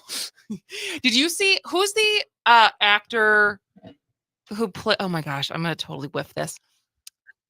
The Reno 911 Dangle. Thomas Lennon? Yes. Is he from Wisconsin? I don't know. He had a viral video on TikTok that he is in Wisconsin. It's snowing in the background. I think he lives here. And it was so funny, but I was caught off guard because I was like, he lives in Wisconsin? He's from Oak Park, Illinois. Okay. But it was basically like, ask your psychiatrist about living in Wisconsin. If living in Wisconsin is for you. And then he paused and he goes, or for anybody. Because it's just like dealing with that once again. He has a home in Lake Geneva. Look at that. Yep. Huh. You know who else lives here? Neil Gaiman. I don't know who that is. Oh, okay. 844-967-2789. We have CJ on the phone from Beaver Dam. We were talking about the debt ceiling and why it's always such an issue when Republicans are in control. CJ, what do you want to say about the debt ceiling? And I just want to say, until we tie their health benefits to any form of our health benefits, like I'm a veteran, so I've got health benefits for life. So until they're in jeopardy with the debt ceiling, as well as the rest of the nation, we're not going to get anything accomplished with politicians in suits in D.C. as far as decent health care. So you're talking about the fact that's all I have to say. Yeah, you just wanted to say that our politicians, our elected officials, have guaranteed health benefits, right? Correct. And until they have to, Mitch McConnell didn't get a bill. Yeah, definitely. Yeah, He didn't right. get a bill. Right. So until their benefits are tied to the same mess that the rest of us are, why should they act? Yep. Yeah. Exactly. That's all I had to say. Thank you, CJ. Thanks, CJ. I always wonder, like, because it's the same thing that we talked about last week with the North Dakota legislature voting to give themselves $10 more a day per diem for their per diem 2 weeks after they had voted down extending free lunch for poor kids. It's like they did it on purpose. And it's just like, until you, like, when you don't work as an elected official, or you don't get your job done, or you don't represent your constituents, and yet you still get your paycheck, you still get your benefits, you still get the cushy job, you still get lobbyists paying for all your things. You go from $33,000 net wealth to $11 million in less than 4 years. Hello, Kristin Cinema. Oh, yes. And it's Kirsten. Whatever. There's a lot of variations of my name. Oh, it's your well, name. No, it's just of the derivative of Christ. That name in girls' names. Yeah. There's Kristin, there's Krista, there's Christy, there's Kirsten, there's Christina, there's Christian. There's a lot of versions of that name, and I've been called all of them at one point in my life. Oh, I'm sure. Yeah. I forgot to talk to Laura about this when she was on the show, on the segment. We need to start calling Lauren Boebert Bingo Boebert, because this is a West Wing reference. On the show, there was the congressman from Western Colorado was called Bingo Bob. She is the representative of Western Colorado, Bingo Boebert. I need to make this happen. I think you should run with it. I'm going to. I'm surprised no one has done that yet. All my West Wing friends were so shocked that they didn't come up with it first, and I'm not that smart. Are you going to hashtag it? I've tried. No one cares. No one picks up on it? Your laughter, Jane, is so mocking. Oh, it's not mocking. I think it's adorable. Hashtag Bingo Boebert. Yeah. Yeah. What was the character like on the show? He was a nice guy, but he was kind of a dullard, you know. He wasn't as fiery as no Mrs. Boebert. No. Oh God, no. He was a guy who just like, you know, I'm here to get work done. I know what my job is. He became the vice president. He's like, I know what you think of me. I was an easy choice. You know, he didn't make waves, but he was played by Gary Cole, who's amazing. Wait, who was the person you just named that I didn't know who it was? Neil Gaiman. Yeah, who is that? He wrote Sandman, as well as other comic books and graphic novels and books. Makes more sense why I don't know who this is. Gods and I know Stan Lee. Good job, buddy. I hope. Oh man, good Stanley. work. 844-967-2789. Anytime you want to check in, either by phone or text. We've been talking about raising the debt ceiling and entitlements. 414 checking in. The term entitlement is now used in a derogatory manner. Those using it that way don't understand what it really means. Something to which we're entitled, something that someone owes you. And that's exactly what it is. We prepaid for our pension, Social Security, and retirement medical insurance, Medicare. And anyone who takes even part of those away is stealing from us. That's the big problem too. When the lockdown was happening, I had to convince my friends to take unemployment insurance. And they're like, I just feel like I'm gonna be seen as I'm like, no, that you pay into that. Mhm. That's your money you're getting back. This isn't you being lazy. This is you getting a safety net on something you paid on Very already. hidden. You know, that's something Republicans are amazing at. They weaponize these terms and they make you feel bad for them, or they try to make you feel bad. It's like, I'm gonna take unemployment. Yeah, because it's my money. Give it back to me at a fraction of the cost that I'm making a week. Absolutely. All right. Well, we're going to have some fun in the next hour. Why? Why? What time is it? Because it's the no sour, haha, fun time power hour. You just love the fact you get it right every time. I know, now that I have it memorized. I'm so excited for our guest who will be here at the top of the hour after the news break. Justin Superstar, Eau Claire native, director, documentary filmmaker, and his film, Mom and Dad's Nipple Factory, which is just so fun to say, is having its world premiere and is the opening film for the Milwaukee Film Festival tomorrow night. He is here to talk about what the story is, what it was like taking a departure from other documentaries he's made to talk to, like, interview his family and tell his story. And it's not what you think. It's not, It's what, you not think. what you think. We already cried during the trailer, so we'll play some of the trailer when we come back. But I'm very excited for this interview. Stick around. This is As Goes Wisconsin.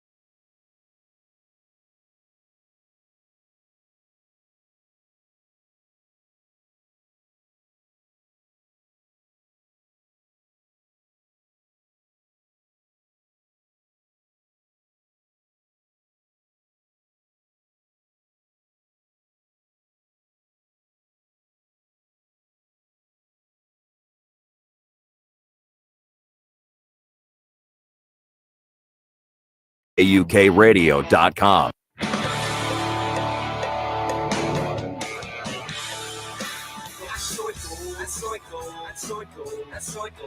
Welcome to the No Sour Ha Ha Fun Time Power Hour. You need some whoop whoop whoop boing. You know?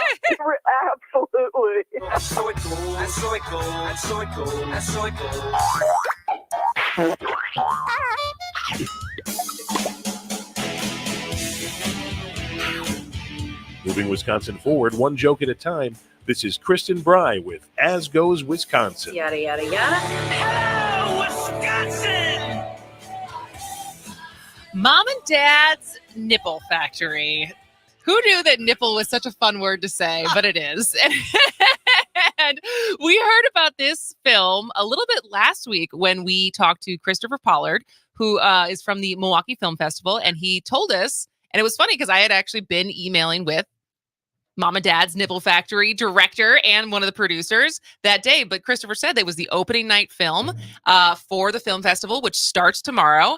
And now we actually have the director of the film. Justin Superstar is here in studio. Thank you. I brought my nipples as well. Oh, did you bring some extra nipples for everybody? I do actually have show and tell. I know it won't work for the listeners, but I do have a nipple in my wallet for whenever you guys are ready. Okay. All right. Well, we do have a live stream video component. So there are some people who will be able to benefit from. We'll save it for the end. We want it to be a tease, right? Yeah, that's a nipple tease. I wasn't going to say it, but you did. I was trying to set you up. So Justin knows what he's doing. Man. All right. So this is a documentary, not a porno. But no, so it's a documentary and it's about your family. And so I want to, before we get into a lot of the parts of the film and what it was like to film it, I'd love to hear it start first, just more on you, because you had a whole career as a filmmaker before you ventured into putting your family on camera. And so you're from Eau Claire. And so how did you end up in the movie business? Oh, man. I mean, I've been doing video and internet video for the last 25 years. So I was one of the original video bloggers, putting my life online in like the year 2000 when people were like afraid to put their credit cards online. I'm like, here's my friends, we're hanging out. And, you know, the 20 people who would download an internet video and watch it enjoyed it. So I've really just been passionate about creative for my whole life. I ended up working at a startup in New York. We were acquired by Google, worked at Google for a little while, ended up quitting that because, you know, I'm just a very practical person who wants a job at Google, right? And moving to LA and just becoming a full-time creative because my job at Google was to kind of train up other YouTubers to be better at YouTube.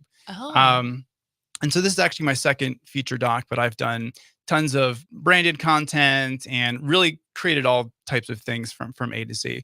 But I think it's sort of, I say this film in a lot of ways is like my revenge on my dad, because for better or worse, he was always filming us as kids. So we grew up, I'm the oldest of 5. My parents raised us on $12,000 a year. Oh, wow. So we grew up real scrappy, but dad would always borrow video cameras from people at the church to be able to capture these little, very sweet vignettes of life, whatever, you know, casual life we had at home with 5 screaming kids.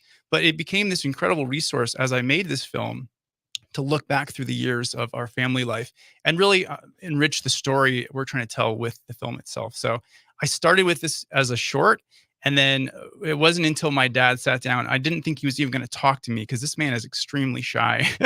And he sat down for a 2-hour interview with me. And I was like, oh my God, this is a feature film.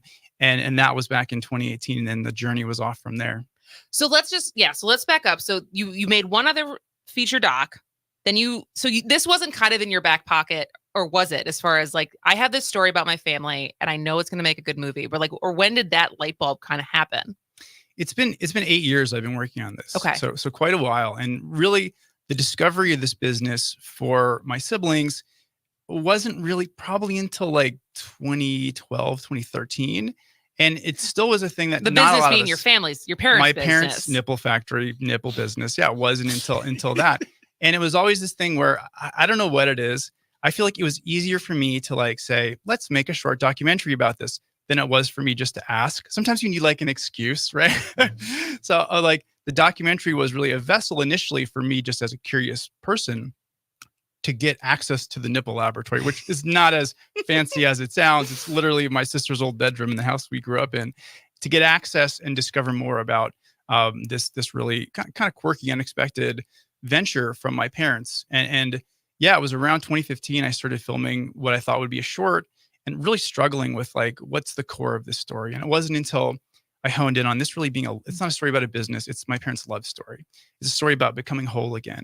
Once I unlock that, then I'm like, okay, I can proceed and figure out what this thing is. So for people who maybe are not aware, what is the story? So it's I think maybe you can assume from just the title, but what is the business? What is the story? And that's the core of the film that was the thread that you started to pull? Yeah, so my mom had breast cancer and had a unilateral mastectomy in 2007. And my parents' dynamic is that my dad is this extremely shy, extremely introverted, but very creative problem solver. And he always was solving problems for the family through like weird little innovations, as well as starting small businesses as we were growing up. I kind of describe him as like the dad from Honey, I Shrunk the Kids. It's like that kind of vibe, right? Nice. Moranis. There we go. And if we ever make a feature narrative of this, like Rick Moranis would be a great person to play my dad. Just saying, Rick, if your people are listening, please, text me.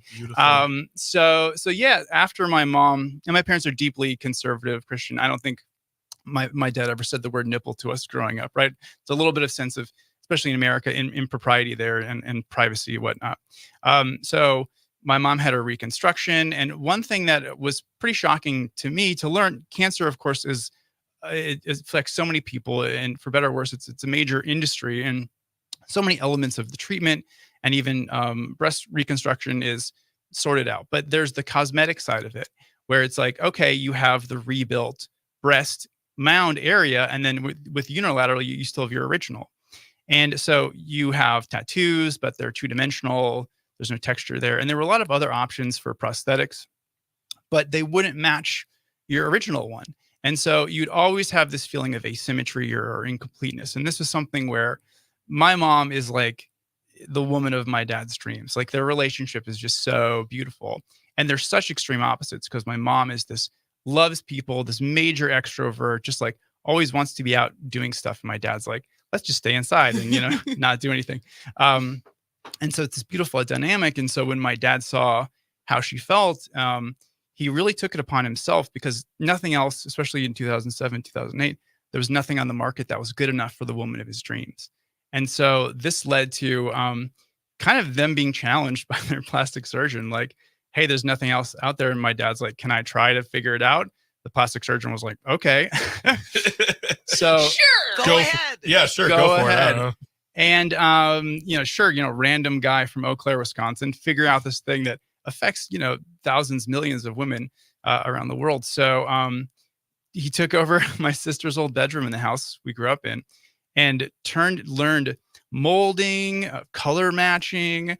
And thankfully, my mom is just super, she's just so open to kind of whatever. And so she was a very willing partner in this process.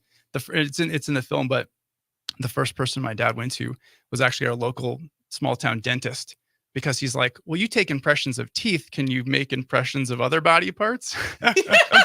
So the dentist is I got a question. Yeah. It ain't gonna be weird, but here we go. And so, yeah. So I go thought ahead. you had a question. No. I'm like, he was doing a joke. Yeah. I'm a comedian. So that was kind of the beginning of it. But really, he just developed this very bespoke process and created this perfect replacement nipple for my mom. And they showed it to the same plastic surgeon. And he was like, there's nothing else like this for women on the market. Like, you need to offer this to other people. And of course, women and men are affected by breast cancer.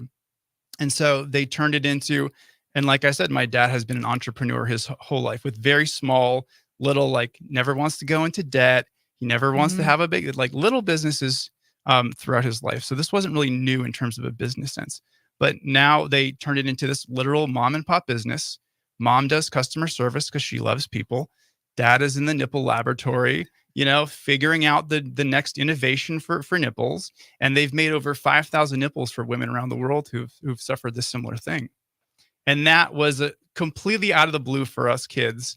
We knew something was going on. We knew it was related to mom's breast cancer, but the subject matter and the depth of it was a thing I really didn't discover until I started filming this in 2015.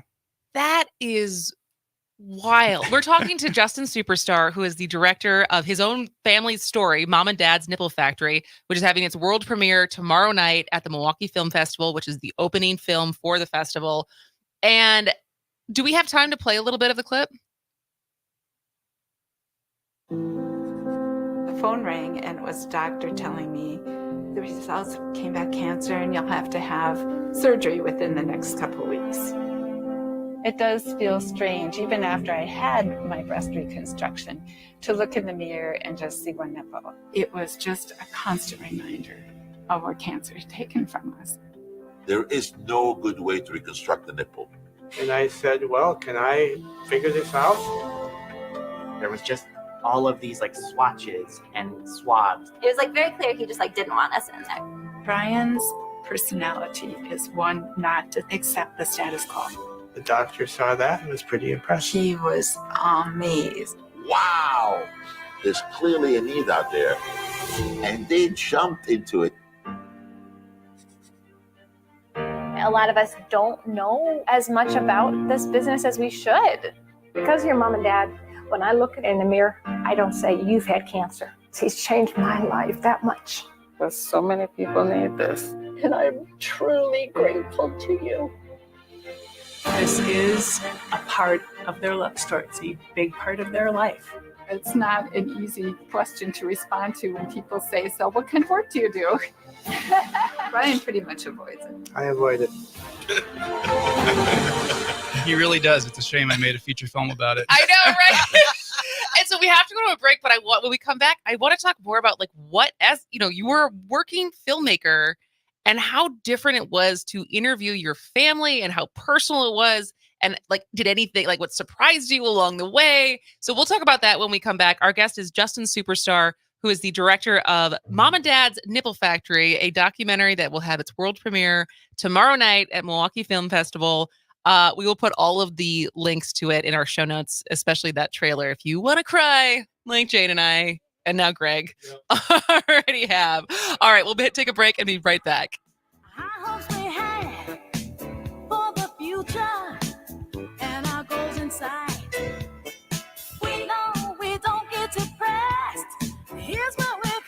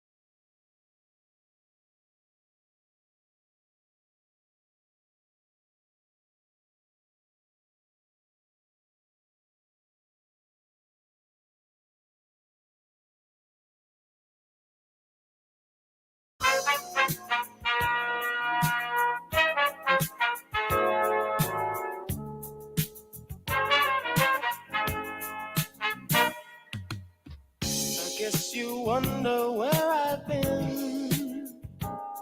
Welcome back to As Goes Wisconsin. I am Kristin Bry. She is Jane Madnair. He is Greg Bach. And we are talking to Justin Superstar about his new film that is premiering tomorrow night at Milwaukee Film Festival, Mom and Dad's Nipple Factory, about his family and his parents and a little company that they started to make nipples for women and men who go through mastectomies.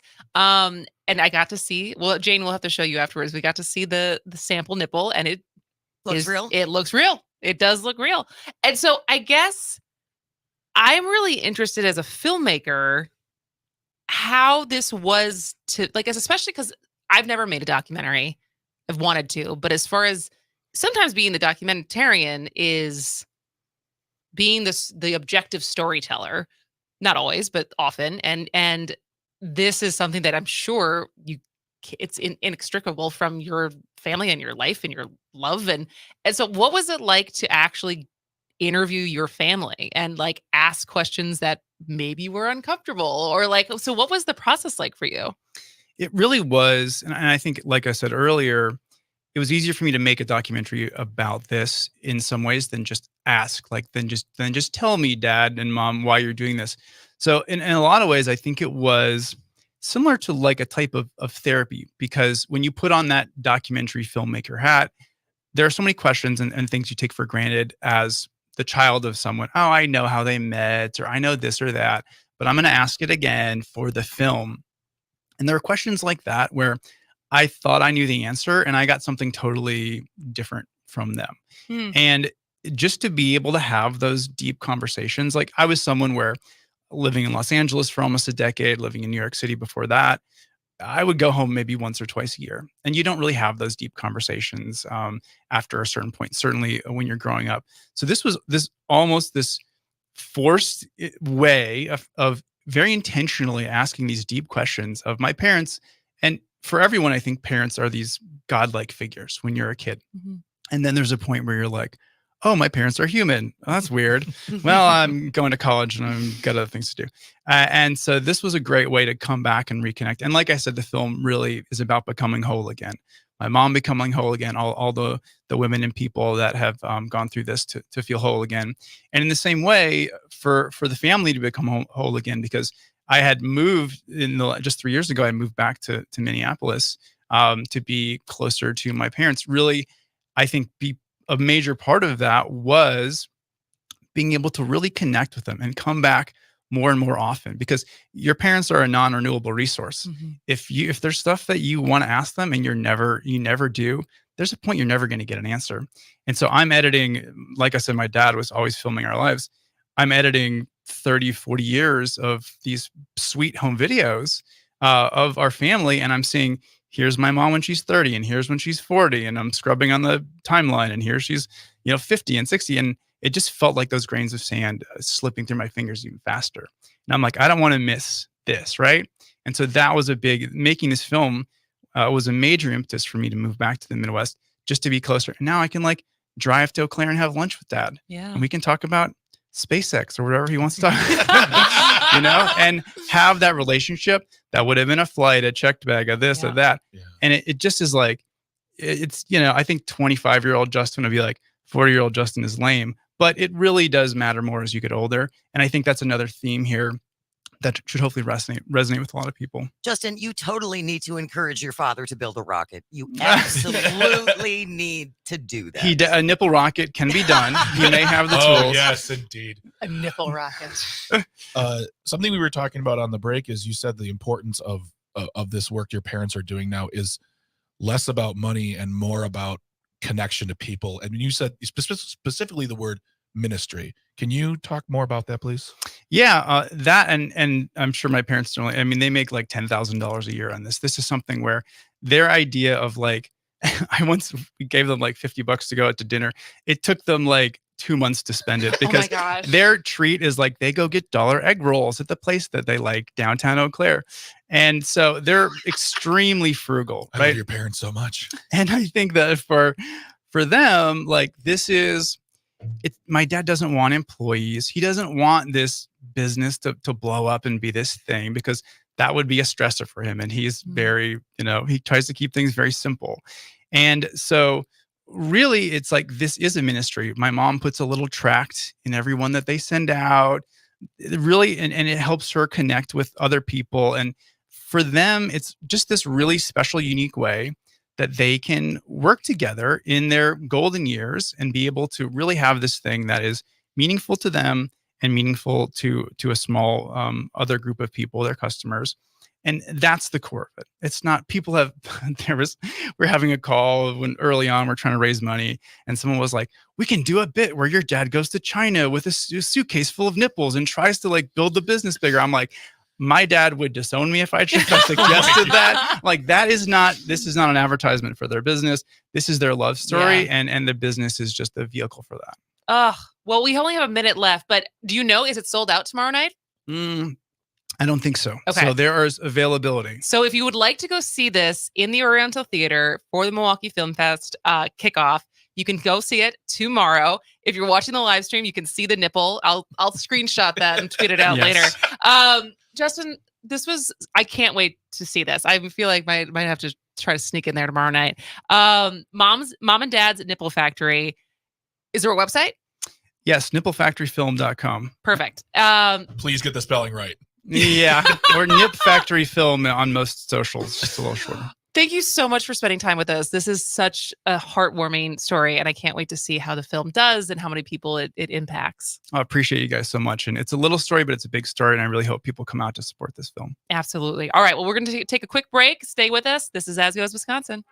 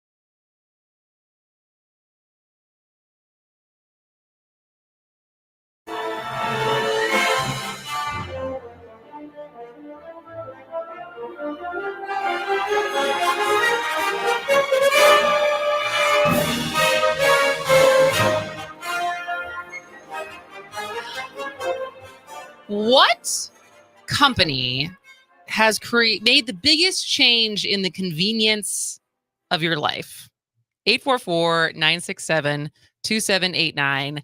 What in the 21st century, of all the things that have kind of come along and disrupted an industry, what stands out to you the most? At least is what's changed your life the most? Was it Netflix disrupting Blockbuster, not having to call taxis anymore because Uber and Lyft were around, ordering literally anything you could ever want from Amazon?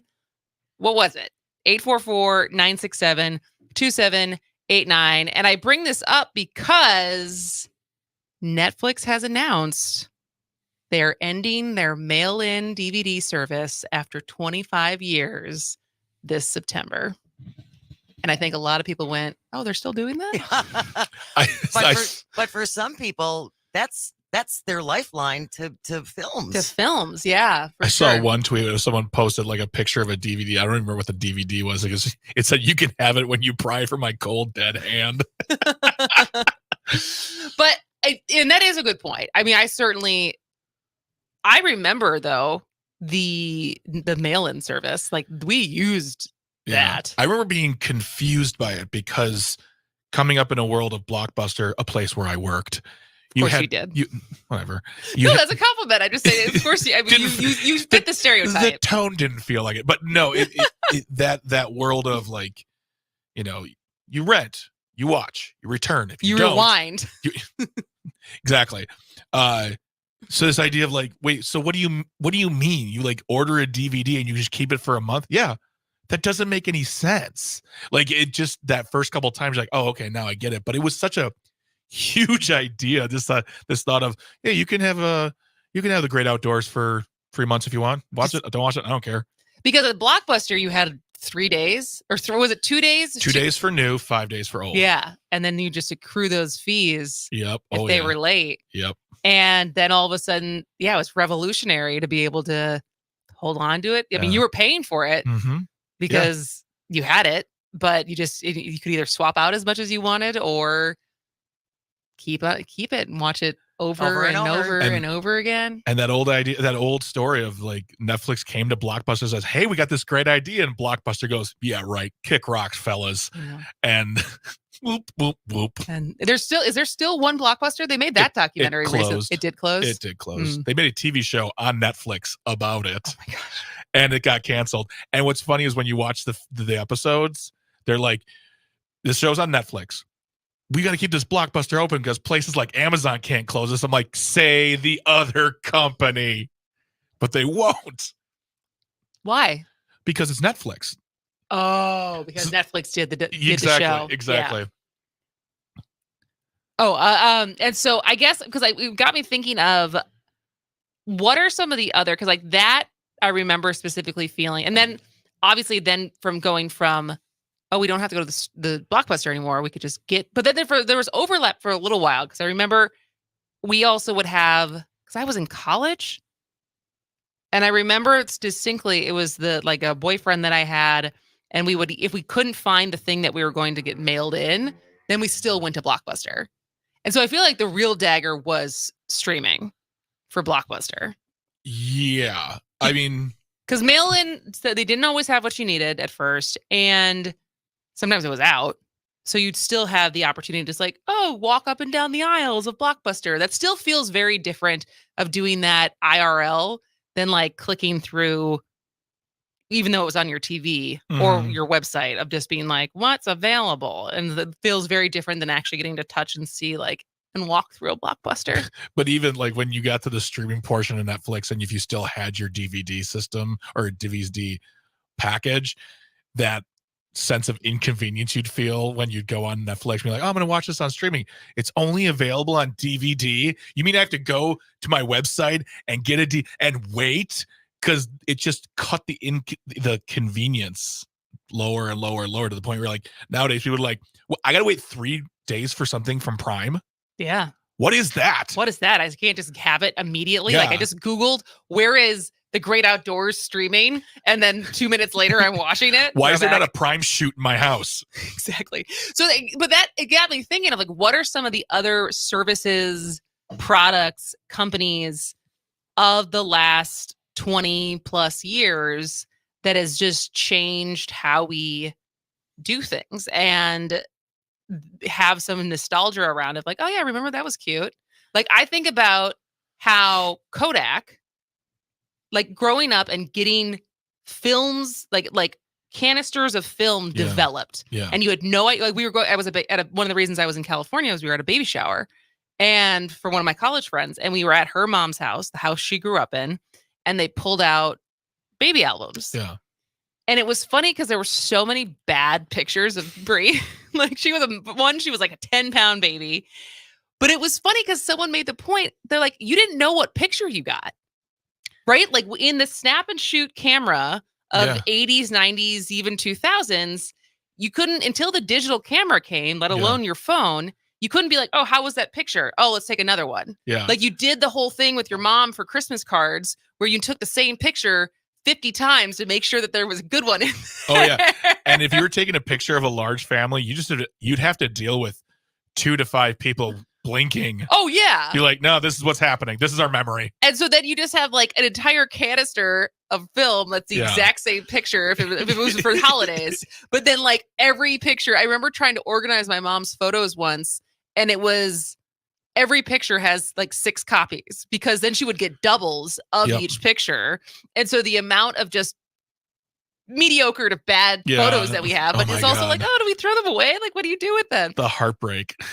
But it was just funny. So it's like Kodak didn't innovate, like Blockbuster didn't innovate. And so then all of a sudden for a little while, not everyone, but a lot of people had $200, $300, $400 digital cameras. Yeah. And then the iPhone.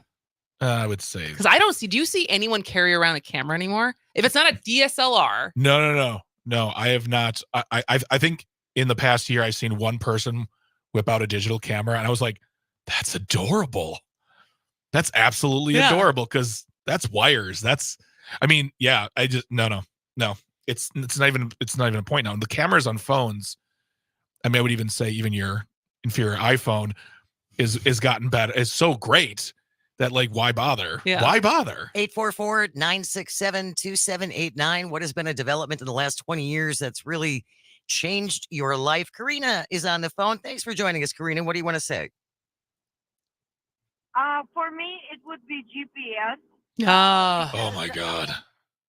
I don't have a compass at all. I don't know where the sides of the world are. One time I had to drive from Chicago to Milwaukee and it took me 8 hours because I got lost. Yeah, 8 hours. I got lost and I could figure out only how to get out because I saw those nuclear station pipes going into the,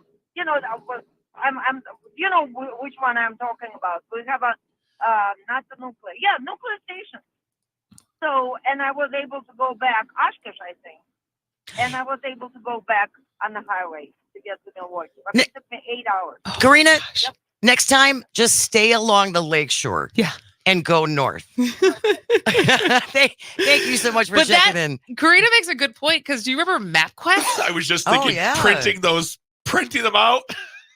And then, but I mean, that was how when I first got to LA, I think I've said this before. There was the Thomas Guide, which was this thick map book that literally was all of Los Angeles that everyone had in their car. Yeah. And you'd look up in the index in the back, the cross streets that you were trying to go to.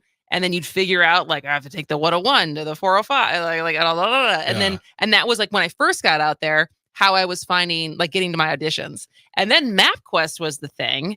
And so we could put in the end address and then I'd leave from my house but then if I had multiple auditions in a day, I'd have to go from like place to place to place. So I'd have 10 pages basically and eventually I didn't need that either because I knew Los Angeles well enough. And if you were going to the same studios, you knew. So unless it was some like boutique, tiny casting office, I knew where I was going. Yeah. But having just been in Los Angeles again, I was like, man. And then because I don't think like Google Maps, I don't think I used regularly until I moved to Berkeley and I was out of Los Angeles. And so like that is, and now I still don't, 3 years in Milwaukee, I'm still like, I need to look up where I'm going. When Bridget and I went to New Orleans this past January, we thought it'd be fun to get scooters. And there's 2 downfalls with that. One, New Orleans, not a scooter-friendly city, so I don't understand why you'd have scooter sales or rentals there. Also, because we didn't know where anything was, we had to stop every 3 blocks to look at our phone because there was no mounting apparatus. There was so we'd go along, blah blah blah. Here we go. All right, stop. Okay, where are we going? We got to do this. And 0.3. It was miserable because we were like, I don't know how to get anywhere without my phone. 844-967-2789. If you would like to check in, you can call and or text Stephen from Green Bay. Thanks for calling, Stephen. What do you want to say? Hello, Kristin and Greg. How are you guys doing today? We're good. How are you doing? I'm doing well. So I actually hadn't thought about this until you guys brought it up. And then I was down doing laundry, and I kind of had a blast from the past moment. Do you guys remember candy cigarettes and those cap guns? Oh, yeah. Yeah. I remember growing up in Bear Blue, Wisconsin, with those candy cigarettes running around the streets, capping off those guns. If I would do that today as a child, I'd probably get the cops called on me.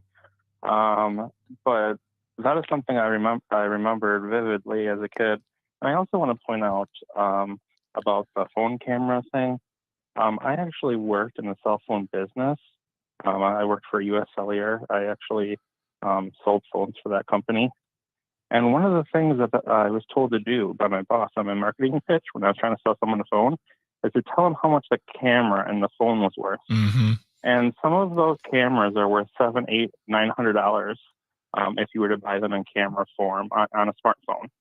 It's absolutely nuts, the technology that they pack into our mobile computers. They're not really phones. They're computers that make calls.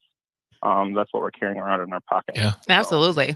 Thanks so much for the call, Stephen. That's like the phone for sure. Phone's probably a pretty obvious one as far as how much it changes the convenience of our life. What you guys don't remember is having to be at home to get the phone call.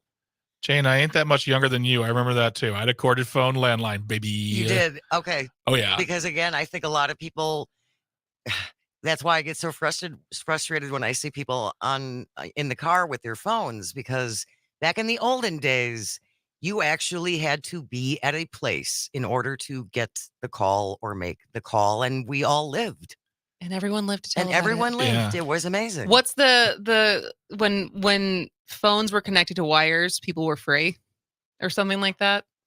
Which is a little that's bit funny. Yeah. Well, that's the thing is you see TV shows now that like either like old shows or whatever that take place in the past, and the parents can't find them because they can't get a hold of them because there's no cell phone. Yeah. Half the problems that have happened back in the day would just been like, hey, where are you? I'm at so and so's house. There you go. And it's like instead of freaking out because like I don't know where my child is. Yeah, I also grew up in the time where we had a pager, a family pager. Nice. Yeah. That went family pager. Yeah. But we also had a car phone and then a cell phone. Was it in the bag? Yep. And then we had a cell phone. The cell phone, if you use that phone, you better be telling us your dying wishes, because that phone was never to be used, but for absolute, positively the most emergency of emergencies. And that was never defined. So you just look at the phone going, I'm not touching this. I'm not doing anything with this. Hot potato. Because it's like, will this call cost me $1,000? And sometimes it did. Yeah, it was really expensive. I remember my gosh, the first time, and then we'll go to break. The first time I took my cell phone, this was my first work trip. I was my first job out of school, working for San Francisco consulting company, and we had like our annual like thing in Mexico, and I didn't know about roaming charges and data roaming charges on your cell phone. Oh, mother glory. And then really had to try to deal with that when I got back, and certainly paid a lot from my little paycheck to learn that lesson. We'll be back in a minute. This is As Goes Wisconsin.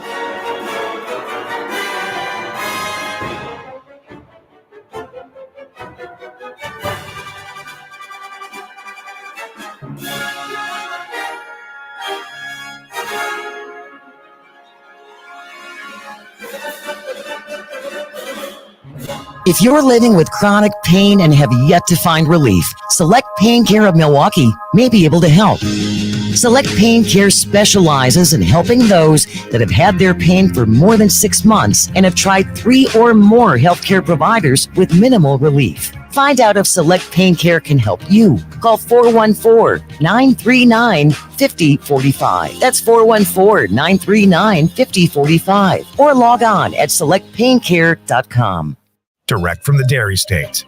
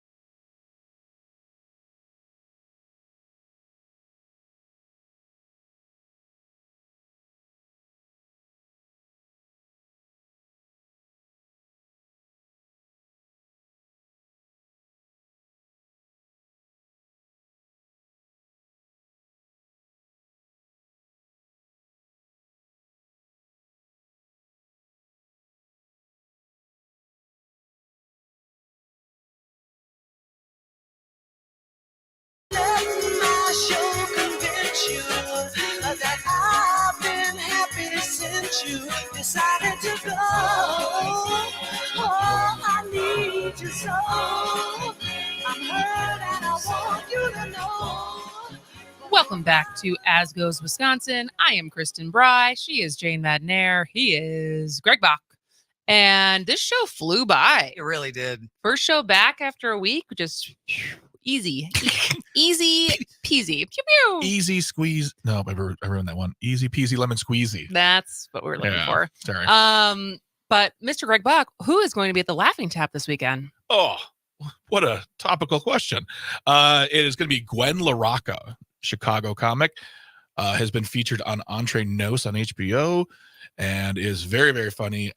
Jane, do we have a clip? We have a very short clip. Take a listen. Chi-Chis are everywhere. My friend got hers done. She said they cost her $7,500. I know. I was like, bitch, you don't have a car. She's like, shut up, girl. I don't care. I look good. And I was like, yeah, pendeja. Esto basta. we had to pick a short clip because Gwen cusses a lot. A lot? Yeah. Yeah. And she just cussed in Spanish. Yes, she did. But I was looking for some more clips, and I would have had to have clipped it so much it would completely remove all of the context. So that's what we got. She's very funny. She's very, very funny, and we're very much looking forward to having her at the club. It's going to be 3 shows, 1 Friday, 2 Saturday. Laughingtap.com for more information. And I will put this out right now. If you are interested in seeing the Barons Brothers Comedy Hour, Barons is in Charlie Barons, starring Charlie and his brother John. John and Charlie Barons are going to be. Charlie hosts the show. John will be a part of it as well. There's 1 ticket currently. Wow. 1 ticket, $15. Come on, people. Wait, and when is that? Tomorrow night, Thursday. So tomorrow night, Thursday is the Barons Brothers. Correct. Gwen LaRocca is Friday, Saturday. Correct. And then Sunday, Keg Stand Up at Lakefront Brewery.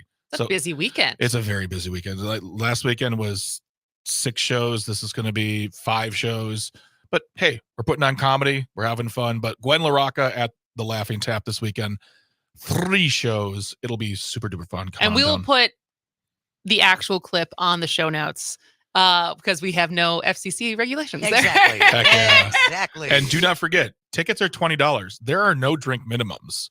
So come on down. Drink as little or as much as you'd like, within reason, responsibly, and see some great comedy from up-and-comers. And also ask for Greg Bach, because you've now had not 1, but 2 Yes. friends of As Goes Wisconsin, listeners who've come to the show and said, hey. Yeah, it's been hi. very fun. I feel very, very honored that you would come and buy tickets and see shows at the club and come on down. Make it a regular thing, people. And how would, for people who don't watch the live stream, if you were to say what you look like, oh my God, and to have them know which one is you, how would you describe? Because I would describe, you're fairly a distinct looking person, but I would love to know how you describe yourself. When you walk in, just immediately look for Santa's white trash nephew.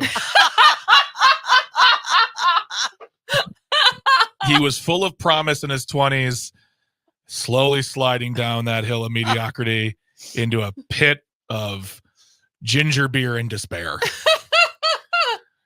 I wouldn't. Hey, that's my friend you're talking about. I would have said Santa. Yeah, like biker Santa. Biker Santa. Yeah. That's what would a little bit nicer. If you describe me, how would you describe me? Something closer to that. I would say, would have said like, looks like he belongs on Sons of Anarchy, but also is like a Care Bear on the inside.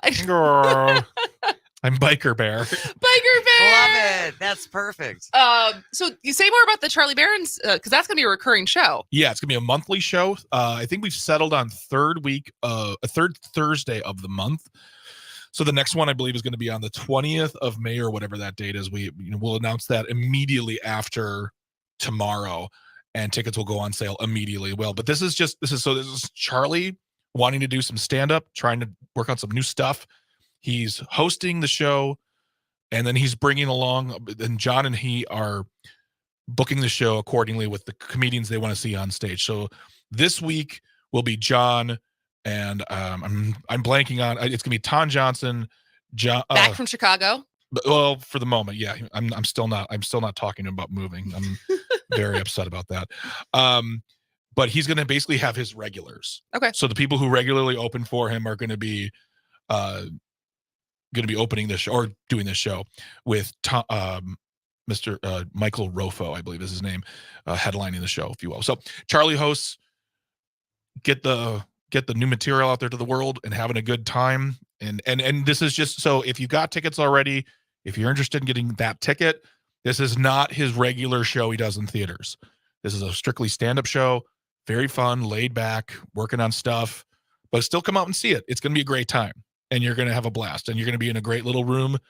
Because, I mean, nowadays you get to see Charlie at the Riverside and big theaters. And that's great for him. But, man, it's a little more intimate now. Well, and what I think, too, is cool, too, Greg, is you can see some of the stuff that he's working on in its earlier form. Mm-hmm. And then eventually when he hones it down a little bit, you'll finally see the final product. I think that's a great way to look at the process of comedy. Yeah, absolutely. I mean, that's the thing with Hari Kondabola's weekend. He's starting a brand new hour now because his new special just dropped yesterday on YouTube. Vacation Baby, check it out. Is that one thing we don't talk about with Charlie is how much stand-up he does in his show. You know, he does a lot of music. He does the news update. He does the characters, but he does stand-up, and he's a good stand-up. And I think that this is your opportunity to see him in that more singular idea. Well, and also see him as himself versus the character. Correct. Yes, absolutely. Absolutely. So I just want to make sure everybody knows when they walk in, they're not going to be getting the theater show. They'll be getting something different, something special, I believe. And I think that's awesome. See, so many worlds coming together. You're here. Charlie Barron's is on Saturdays on Civic Media and Sundays. And now he's at the Laughing Tap. Yeah, baby. It's a big love fest over here with Civic Media, Laughing Tap, Manitowoc Minute. Oh, sorry, folks. That ticket's just sold. Just sold. So you're going to have to go to the May show instead, which we will give you plenty of notice for that. But for us, that about does it for today. We'll be back tomorrow with a whole new As Goes Wisconsin. Thank you for calling. Thank you for texting. Thank you for listening. We'll see you tomorrow. And there's no